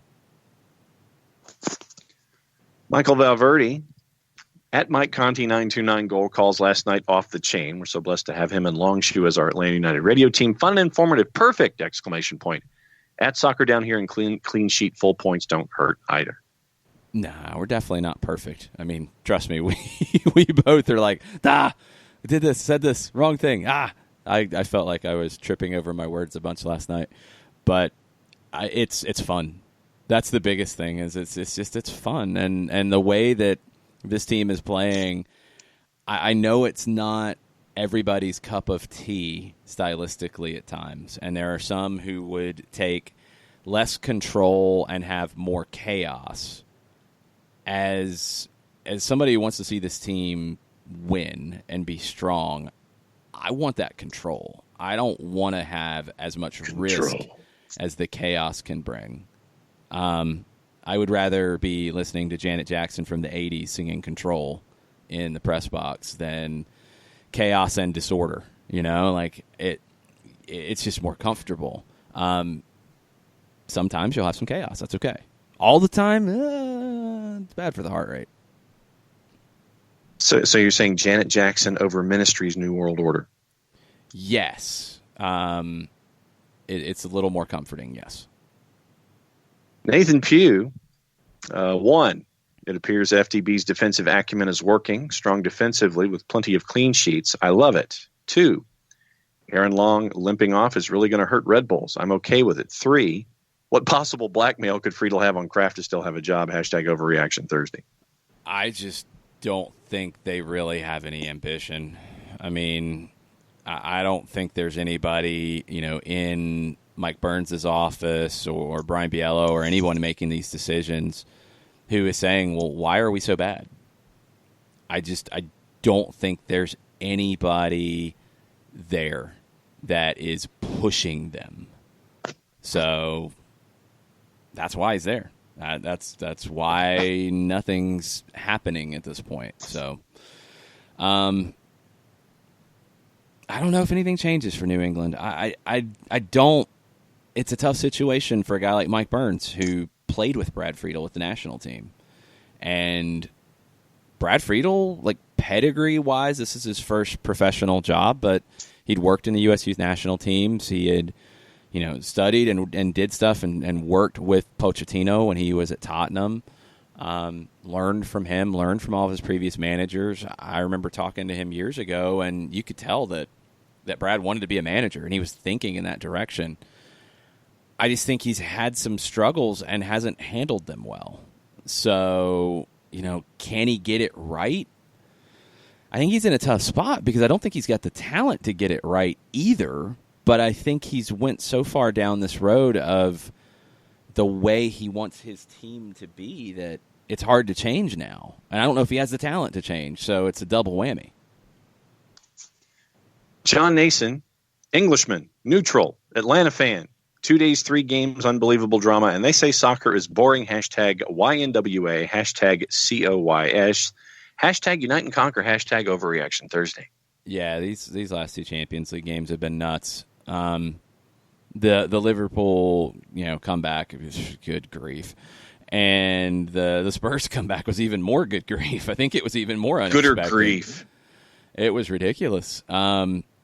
It thought it was over as we were starting to walk into the bins, and we thought, oh, they scored a goal. Okay, well, it's 3-1, but it's second half. It's not looking good. Oh, it's 3-2. Oh, well, okay. And then got inside just in time to see the winner and see Pochettino just collapse on the field. And, I mean, his post-match was amazing. Yes. How much he just loves the game and loves the club. And, I think a lot of people have talked about, well, Tottenham's not spending and it's dumb and Pochettino's not going to stay because of that. And they're in the Champions League final. I mean, they decided to do something differently. And it's not an accident. It's not being cheap. It is they decided to show that, hey, we can develop players, and we're going to stick by players, and we're going to create an environment where they want to stay. I don't know of another club that's doing it to that degree at that level. I don't think there is one. So in a book that ended up kind of being a diary of Pochettino's, like he talked about how this is a project and this is something that they're trying to do, and they're all bought in and they're all doing it together. Like, Pochettino's a loyal guy. Managed at Espanyol after playing at Espanyol. Went to Southampton. I think he would have stayed there if you hadn't had the ownership issues. Yep. I think he loved the project and loved what he was doing there, and the ownership issues made it too unstable. The opportunity at Tottenham came. It was the right move for Pochettino, his family, his staff, who's been with him for a long time. I mean, very family-oriented staff as well. And that was maybe the most moving shots yesterday, was Pochettino sharing it with his staff and his family. The guy lives and breathes this game. And, I mean, you can hear it when he speaks. You can see it on his face. I love it for him that he is stuck with his guns and stuck with his gut and is doing it his way and has taken a club who's never been there before to the Champions League final. Have to respect that. Can they beat Liverpool? I don't know. They're the underdog here for sure. Yeah. But can they do it? It's really hard to bet against Mauricio Pochettino. I was going to say, you gonna put your money against Pochettino right now? It's really hard to bet against him. Such a good football guy. Highly recommend reading everything you can on him, reading his interviews. I love the way he sees the game and thinks about it. Shiva, she put her Thursday thoughts in early since she's at work. Okay. She doesn't understand people. She doesn't understand people saying, well, we beat a depleted Toronto team. Hey, we had no Barco, no Bello, and no Ambrose. Anyone saying we were depleted? No. Nobody wanted to talk about that because it wasn't high-profile absences, even though Franco Escobar is really important. George Bello could have been really important. We haven't had a chance to see him be that yet. Mikey Ambrose became important because of the injury to Bello, and then he got hurt. 2 of your 4 starters that you walked into training session number 1 in January, your ideal lineup, 2 of your 4 on the back line got hurt, and you didn't have them, and you had to adjust, and you did the best you could. And now, magically, even though you still don't have Bello, things look a lot better. Takes time. There wasn't enough talked about that from especially the national media. I think there were a lot of very simple takes that got a lot of people thinking, and I think you're still getting people thinking. I mean, I still see comments that I'm like, wow, have you watched the team in the last month? It's surprising, but that's how it is. I love the conversation we had with Felipe just a bit ago, because I feel like talking about it in those types of terms, it's not being done enough. Like, this is different than Tata Martino, but the amount of difference is not as wild as someone leads you to believe. It's a different manager with a different personality, with different touchstones, but a lot of similar ones, and has not thrown everything out that the team did before, but has adapted, has evolved, has put his own secret sauce on it, and he's getting results, and he's getting really good results because he knows what he's doing. Santa United. I'll be really happy if in 6 weeks we're debating on what to do with Barco when he gets back from U20 World Cup, because our starting 11 has gelled so well and we're killing it on the pitch. You'll be wondering who comes out, because Barco's back in the lineup when he gets back. Unless he goes to the World Cup and somehow has a stinker and all that, which I'm not expecting. I think he goes and he does well because he's playing with a lot of confidence and a lot of form right now. And he's only going to bring that back when he gets back in June. So I'm not expecting Barco to have a problem finding a spot in the lineup. I think it's just going to increase the competition for playing time. And that's good for everybody involved. It makes people stay on their toes, and it continues to push them to work hard every day. Kevin from Charlotte. Good morning from Charlotte. Yo. The sun is shining a little bit brighter. Coffee tastes a little bit better. Everyone seems a little nicer this morning. See what happens after a dominant Atlanta United win. It's nice. It's nice. I like it. Chris Hutchison. Joseph's going to be the league leader in assists this year. Pitty's going to be the first player to put a ball through a crossbar. Both are possible. Maybe not, but maybe a little bit. Brandon Felder. Goal scoring records are fun. Lots of fun. But did DeBoer help Joseph into a more complete striker now? Teams now have to guard for the pass, shot from distance, and link-up play when he tracks back to midfield. It's just the system. It's not that DeBoer's made him a better player. It's just in Tata Martino's system, with them wanting to be a little more vertical, you wanted Joseph to make the same run a lot, and it was very successful. In this system, you're trying not to put all of the goal-scoring responsibility on Joseph. You're trying to spread it around a little bit. You're also trying to have more possession than you did, and to do that, your forward has to be more involved in it, and he has been, and he's a great player. He's a great soccer player. Joseph could play on the wing for a lot of teams, and that's where he really came up, playing in a 4-2-3-1 or a 4-3-3, playing out on the left. He can do that. He can play as a 9. He can play in a pair. He can play, I think, honestly, if you had to play him as a number 10, he could play a number 10. He's just a good soccer player, and he can do a little bit of everything. Tofka, great The Onion headline. Atlanta United forced to forfeit 2019 season results following MLS conclusion. The club fielded 4 DPs on their roster, are visibly shaken. Soccer Don delivered the news saying, "It pains me, but rules are rules, and Dion Pereira requires disqualification." He was good, but let's slow the roll a little bit there. He was good. He had a much better cameo this time than last time. Not to say the last one was bad, but he was impactful this time. And I thought the most impactful thing he did was when Richie Larea beat him, Pereira recovered, won the spot in the 18, and drew the foul to relieve pressure. Dion defensively has been a question mark with Atlanta United too. If he gives you the work rate defensively that he did here and is still dangerous going forward and dangerous in the 1v1 opportunities like we know he can be, he's a player who can play a lot of minutes in MLS. But there's still things to add to his game, and consistency is probably the number one. Yeah. Peacocks, who still wants our golf shirts. Good game last night. I still feel like Atlanta United is the butterfly drying its new wings. PT is waiting to score that first goal on Orlando. # Thursday Thoughts. I think they're just good. I mean, I think they're just a good team. That's kind of where I'm at this point with it. I don't think there's like all these different things that still have to develop and this, and they still have to do this, and they still have to do this. I think they're just good. I think Pitty's just good. I think the team's playing well. They're playing with a lot of confidence. And as Felipe said, I think fans will judge the quality of a win far more than the players will. The players want that feeling of a win number 1, 2, and 3 on their priority list. How they win is much further down. So the win against Colorado, it's a win. It's good. Okay, step forward. The way they played in the win against Kansas City, that's a great combination, and it's a bigger step forward. Last night, a bigger step forward because it's against a good team, even if they did rest people.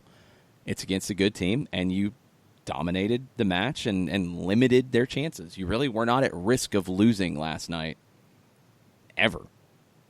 You controlled the match very, very well. So those wins make you feel pretty good, and I think it's making this team play better, and I think they're just a good team at this point. They're as good of a team as anybody in the league right now. Okay, and here's time to talk about Gressel and Gazan. Trains wants to know if Gressel's undroppable, and Gazan didn't make a save, nearly gifted a goal. Play hasn't inspired the season, and wants to know if that viewing of Gazan is too harsh. I think it's too harsh. I don't know what Brad had a bad pass. Yes. It happens. Yeah, it's going to happen. When you play possession, and this is the thing that, a cynical manager will tell you, like, oh, this is why you don't play possession, because you could make a mistake that could hurt you. Yeah, don't be scared. You trust your players to be able to do it, and you tell him to do it again and again and again. and you expect that he's not going to make more mistakes. That's the way to operate, in my opinion. I don't operate from a worry that failure could happen. I think you operate from, I do this well, and this is what I'm going to do. So I disagree with Brad being shaky. Like, I can't think of, outside of the goal in D.C. that he misread and skipped. That was a mistake.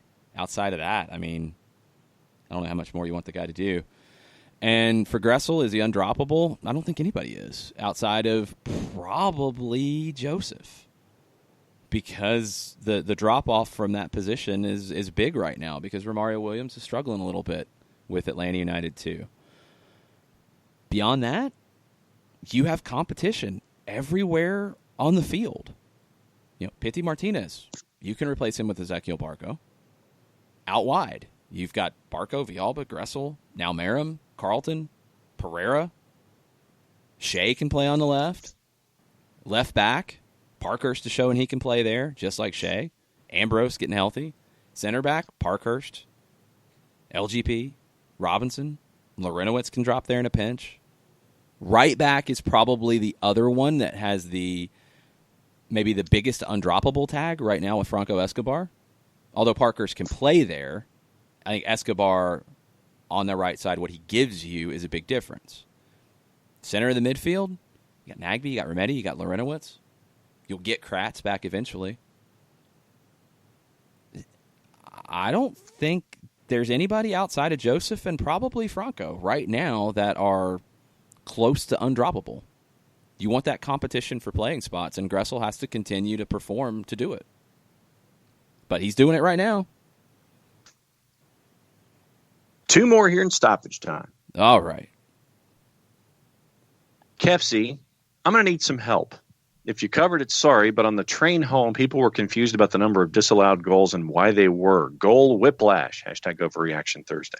Joseph was offside on both. The replay was clear. He was offside by a step on both. And the referee, the AR, kept his flag down to allow the VAR to get involved and make the right decision. It wasn't cut and dried for the AR. It wasn't, I guess, clear enough for him to put his flag up to potentially have the play blown dead. And if you're not 100% sure, that's the right way to play. Because then, if it's a good goal and you messed up, it can stand. If you, at the end, put your flag up and say, hey, I think he's offside, you talk about it on the headset, the VAR says, okay, I've got the angle. No, he's not offside. It's a good goal. Then you can allow it to stand. So it's a different mentality, but I think ultimately with the usage of video assistant referees, it is the right way to do it. All right. That catches us up on the Twitters. Open Cup happened last night. Yes, and the Florida Soccer Soldiers were the story of the day. They came back to beat Miami FC, and I retweeted just a little bit ago from Magic City Soccer down in Miami, an interview with the goal scorer who equalized it, who played with a broken nose and looked like he came out of a very bad fight afterwards with the bandaging over his eye and his nose, and that's the guy who got the equalizer for the Florida Soccer Soldiers as they move on to the next round. South Georgia Tormenta lost in Greenville, 1-0. It's a big win for the Triumph and John Harkes' crew. You had some weirdness in Lansing. What did we figure out? That they changed the field like yesterday during the day and pushed the kickoff time back because of conditions? Yeah. Apparently they did not meet the teams where they normally play in League One. Field conditions at Cooley Law Stadium did not meet team specifications, so they moved it to Lansing Catholic and pushed the start time back 2.5 hours. That's not professional. That's not ideal at all. That's a bad look all the way around. Suboptimal. It's not what you should be doing. If you're worried about that, you need to find another venue that you can play in. So I hope that this can get sorted out. We've seen some stuff from Lansing before, and they really do struggle with the sod over the baseball infield. Or it's just sod in general, is it? Yeah, it's sod over the baseball infield, and then on the edges, I think there's sod that was placed, I think, basically in the goal mouth of one of the goals, the way that the baseball field is structured, where the warning track is, and you're having to cover the warning track on camera left, which would be the outfield wall side of things. So there's a lot of grass that's been put down, and it's been an adventure so far at Cooley Law. Yeah, they do move on. They win 2-1. 2 penalty shootouts. North Texas Rayados, who's made a run before in this tournament, they defeated the Little Rock Rangers on penalties. Des Moines Menace, who's made a run in this tournament before, they defeated Duluth FC on penalties. And FC Denver from the USSSA in the Colorado Premier League, they've been in this tournament a number of times and haven't been able to really advance. They do this time over the Midland Odessa Sockers of the NPSL, our old friends from Midland, Texas.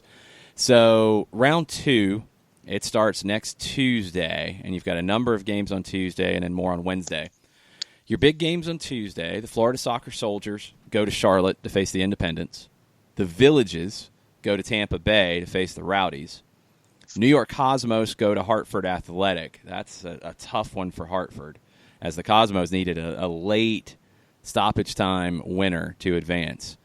South Georgia Tormenta 2, the USL League 2 team, they go to Murfreesboro to face Nashville SC. That'll be a fun one. You have some USL Championship versus USL Championship action with Tulsa going to Austin.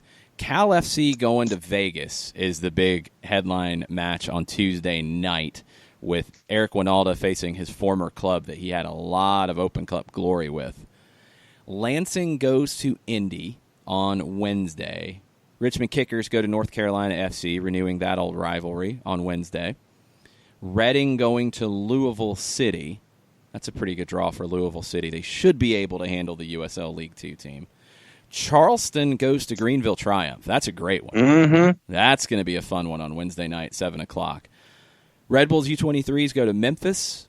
Red Bulls U23s looked pretty good, but defensively they didn't. They gave up 4 goals. They had to go to penalties to defeat FC Motown.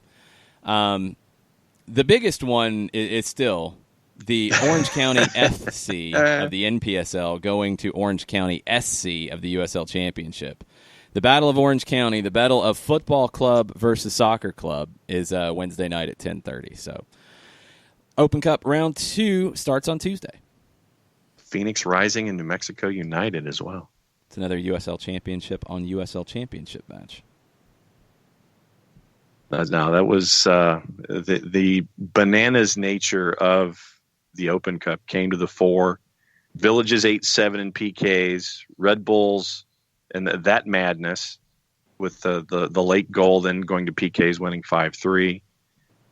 Westchester United, and if you haven't seen their feature, it's a pretty good feature that was put together by the Open Cup folks on Westchester United and who they are. So it's some fun stuff, and we had circled Little Rock and North Texas Rayados, and Rayados got a red card, but still came out to win 4-2 in PK. So it was a long night, but it was fun. Long night in the Open Cup.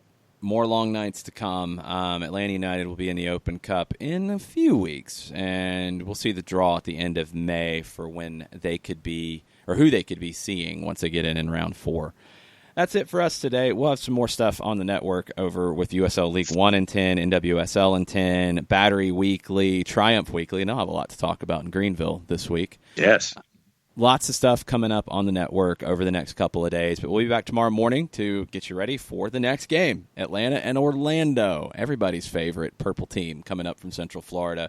9 a.m. tomorrow morning on the SDH Network. Thanks, everybody, for listening. Thanks, everybody, for chiming in on the Twitters today. Much plot, y'all. Much plot.